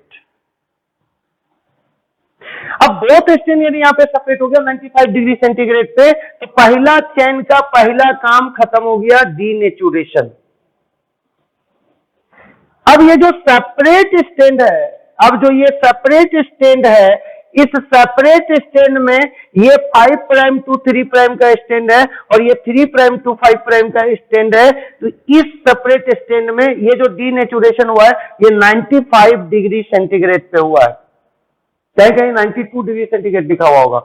अब सेकेंड स्टेप, जब दोनों स्टैंड सेपरेट हो गया, ये 5 प्राइम टू 3 प्राइम वाला और 3 प्राइम टू 5 प्राइम वाला आपका स्टैंड जब सेपरेट हो गया, तो उस सेपरेटेड स्टैंड में आप प्राइमर जुड़ना है, इसी को बोलते हैं एनिलिंग। एनिल मतलब जुड़ जाना, एनिल का मतलब जुड़ जाना। जैसे ये एक स्टैंड है तो इस पे ये प्राइमर आकर के इस तरीके से जुड़ गया तो हम बोलेंगे कि यहाँ पे एनिलिंग हो गया। क्लियर हो गया। और आपको पता है ना कि कोई भी डीएनए पॉलीमरेज होगा तो बिना प्राइमर का डीएनए सिंथेसिस कर ही नहीं सकता। तो इस लेकर के हमने इसमें प्राइमर लिया है। वो प्राइमर क्या करेगा कि आपका जुड़ जाएगा। तो इधर 3 प्राइम टू 5 प्राइम है तो इधर से प्राइमर जुड़ेगा इधर, क्योंकि एंटी पैरेलल करना तो ये प्राइमर हो जाएगा 5 प्राइम टू 3 प्राइम, और ये आगे इधर बढ़ रहा तो इसको बोलते हैं फॉरवर्ड प्राइमर। और इधर से प्राइमर जुड़ेगा क्योंकि एंटी पैरेलल करना है तो ये हो जाएगा 5 प्राइम टू 3 प्राइम, तो ये इधर से प्राइमर जुड़ेगा तो इसको बोलते हैं बैकवर्ड प्राइमर। तो this one is the forward primer. और फॉरवर्ड प्राइमर के विषय में इसके जस्ट पहले आपको बता रखा हो, तो ये हो जाएगा फॉरवर्ड प्राइमर, जो कि आपको बताया था कि primer short chain of the nucleotide होता है, ये 25 से लगभग 30 तक। ये हो गया फॉरवर्ड प्राइमर। और ये जो पीछे के तरफ इधर से जो इधर जा रहा है तो इसको बोलते हैं बैकवर्ड प्राइमर, बैकवर्ड प्राइमर। ये हो गया बैकवर्ड प्राइमर। ये हो गया। तो 2 तरह का प्राइमर आपने यूज किया, एक फॉरवर्ड प्राइमर, एक बैकवर्ड प्राइमर। ये हो गया। फॉरवर्ड प्राइमर जो लगेगा वो 3 प्राइम टू 5 प्राइम वाले स्टैंड में लगेगा, और जो बैकवर्ड प्राइमर लगेगा वो 5 प्राइम टू 3 प्राइम में लगेगा। एकदम ठीक कीजिएगा, ये forward primer always 3 prime to 5 prime stand में लगेगा, और जो बैकवर्ड प्राइमर होगा वो आपका किधर लगेगा, तो 5 प्राइम टू 3 प्राइम वाले में लगेगा। क्लियर हो गया, कोई डाउट नहीं। तो ये जो प्राइमर ये जो जुड़ा ये टेम्पलेट स्टेन के साथ में डीएनए के साथ में जो ये प्राइमर जुड़ा, इसी प्राइमर के जुड़ने को बोलते हैं एनीलिंग। क्या होगा? एनीलिंग। अब जाकर के क्या होगा, नेक्स्ट स्टेप में क्या होगा, जो टैग पॉलीमरेज आपने लिया है वो इस प्राइमर को खींच करके इधर लेके जाएगा और ये खींच करके इधर लेके आएगा, उसको बोलते हैं एक्सटेंशन। क्या बोलते हैं उसको? एक्सटेंशन। तो अब यहाँ पे क्या हो जाएगा, ये जो आपका प्राइमर जब लग गया तो अब वहां से क्या होगा, ये जो प्राइमर यहाँ पे लगा हुआ था, ये जो प्राइमर लगा हुआ था 5 प्राइम टू 3 प्राइम, और इधर से प्राइमर लगा हुआ था 3 प्राइम टू 5 प्राइम, ये बैकवर्ड प्राइमर है कि फॉरवर्ड प्राइमर है? बैकवर्ड प्राइमर है। और ये कौन सा प्राइमर? Forward primer. और ये जो आपका एक्सटेंड होगा ये आपका हो जाएगा 5 प्राइम टू 3 प्राइम, और ये जो एक्सटेंड होगा ये हो जाएगा 3 प्राइम टू 5 प्राइम। तो अब एक्सटेंशन होगा, एक्सटेंशन एक्सटेंड कर देना मतलब खींच देना। तो यहाँ पे क्या होगा कि जो प्राइमर जो है इसके चैन को पकड़ करके टैग पॉलीमरेज खींच करके यहाँ पहुंचा देगा, और इसको यहाँ पहुंचा, ये 5 prime to 3 prime backward primer, यही प्राइमर यहाँ पे था, इसी को पकड़ के इधर एक्सटेंड कर दिए, और ये जो फॉरवर्ड प्राइम था 5 प्राइम टू 3 प्राइम, इसको पकड़ के इधर एक्सटेंड कर दिए। जहां तक आपका डीएनए था उतना दूर तक वो एक्सटेंड कर दिया टैग पॉलीमरेज। क्लियर? तो यहाँ पे एक्सटेंशन 72 डिग्री पे होगा, 72 डिग्री सेंटीग्रेड, कहीं 75 भी लिखा होगा। ये एनीलिंग जो होगा, एनीलिंग जो होगा आपका, एनीलिंग जो होगा ये 55 डिग्री सेंटीग्रेड पे होगा, और जो आपका डीनेचुरेशन होगा 95 डिग्री सेंटीग्रेड पे होगा। तो ये 3 आपका क्या हो गया, स्टेप हो गया, जो एक के बाद एक आ रहा है, इसीलिए कि इसको बोलते हैं चैन। और ये जो आपका जो नया डीएनए ये बना है, ये डीएनए रिएक्शन के मदद से बना होगा, एंजाइमेटिक रिएक्शन हुआ होगा, तब तो डीएनए का फॉर्मेशन हुआ। यदि एंजाइमेटिक रिएक्शन नहीं होता तो कभी डीएनए का फॉर्मेशन, इसलिए करके यहाँ पे पड़ा हुआ है रिएक्शन। तो आपका पूरा क्लियर हो गया। पॉलीमरेज इसलिए क्योंकि पॉलीमराइजेशन हो रहा है, पॉलीमराइजेशन इसलिए हो रहा है क्योंकि हमको डीएनए का फॉर्मेशन करना है, डीएनए का एम्प्लीफिकेशन करना है। तो डीएनए एम्प्लीफाई करने के लिए हमको चाहिए डीएनए पॉलीमरेज, जो कि पॉलीमराइजेशन कर देगा, न्यूक्लियोटाइड को जोड़ के चैन बना देगा। तो न्यूक्लियोटाइड को जोड़ करके चैन बनाना पॉलीमराइजेशन कराता है, इसलिए यहाँ पे पॉलीमरेज वर्ड लग गया। चैन इसलिए क्योंकि 3 स्टेप सीक्वेंस में होता है, पहले denaturation, then annealing, then extension, इसलिए कि चैन पड़ गया। और रिएक्शन इसलिए क्योंकि यहाँ पे एंजाइमेटिक रिएक्शन के मदद से आपका डीएनए का फॉर्मेशन होगा। बिना एंजाइम यूज किए आप डीएनए का फॉर्मेशन नहीं कर सकते। और आपको यदि कोई पूछे कि एनीलिंग में कितना डिग्री सेंटीग्रेड होगा, तो 55 डिग्री सेंटीग्रेड होगा, और एक्सटेंशन कितना होगा, 72 डिग्री सेंटीग्रेड होगा, और डीनेचुरेशन कितने पे होगा, 95 डिग्री सेंटीग्रेड पे होगा। यदि आपसे कोई पूछे कि आप यहाँ पे जो डीएनए पॉलीमरेज लोगे वो स्टेबल डीएनए पॉलीमरेज लोगे, हाईली स्टेबल या अनस्टेबल? हाईली स्टेबल, जो कि 95 डिग्री सेंटीग्रेड पे भी डीनेचर नहीं करे। तो किससे आइसोलेट करोगे? थर्मस एक्वाटिकस से। और उस पॉलीमरेज का नाम क्या हो जाएगा? Tag polymerase. क्लियर हो गया, कोई डाउट नहीं। अब आइए यहाँ पे इस नाम को, पीसीआर को तोड़ते तोड़ते इतना चीज बताए। अब ये पीसीआर होता कैसे है और इसके लिए बात करते हैं। आप यदि अभी एक डीएनए लिए हैं, आप कैलकुलेट करिएगा थोड़ा सा, एक डीएनए लिए हैं तो कितना डीएनए आपको मिल गया? 2 डीएनए। ये यहां से लेकर के डीनेचुरेशन से लेकर के एक्सटेंशन तक तुम यदि चल जाओगे तो बोलोगे एक साइकिल कंप्लीट हो गया, एक साइकिल फिनिश। कहां से कहां तक? डीनेचुरेशन से लेकर के एक्सटेंशन तक यदि आपका स्टेप हो गया तो आप बोलोगे कि एक साइकिल आपका फिनिश हो गया। फिर दूसरा साइकिल चल रहा होगा तो फिर डीनेचुरेशन से लेकर के कहां तक जाना होगा? एक्सटेंशन तक। अब ये जो 2 डीएनए बना है ये दूसरे साइकिल में फिर यहां से शुरू हो जाएगा, यानी इस दोनों डीएनए का फिर क्या होगा? डीनेचुरेशन। तो यहाँ पे 4 स्टैंड मिल जाएगा, क्योंकि 2 डीएनए है तो 4 स्टैंड है इसके पास में। और फिर क्या होगा? एनीलिंग, और फिर क्या होगा? एक्सटेंशन। तो अब 2 डीएनए से कितना डीएनए बनेगा? 4। तो यानी आप एक डीएनए लिए थे तो एक साइकिल के बाद आपको मिल गया 2 डीएनए। फिर सेकेंड साइकिल जब चलाओगे तो कितना मिल जाएगा? 4। फिर थर्ड साइकिल चलाओगे तो कितना हो जाएगा? 8। फिर यदि उसके बाद फोर्थ साइकिल चलाओगे तो कितना मिल जाएगा? 16। अभी फोर्थ साइकिल में ही 16 हो गया, फिर 32, फिर 64, फिर 128, फिर 256, ये 5 से 6 साइकिल में। और इस तरीके से हम लोग चलाते हैं 30 साइकिल। तो 30 साइकिल के बाद मिलियंस ऑफ डीएनए मिलेगा आपको, millions of DNA. Billions of the DNA, millions and billions of the DNA, millions और बिलियंस, एनसीईआरटी बिलियंस लिख दिया तो इसे बिलियंस कर देते हैं हम। तो बिलियंस ऑफ द डीएनए मिल जाएगा। मात्र आप यदि एक डीएनए भी लेके चल रहे तो 30 साइकिल के पास बिलियंस ऑफ द डीएनए मिल जाएगा। कोई डाउट नहीं है, तो इसको एकदम क्लियर करके रखिएगा।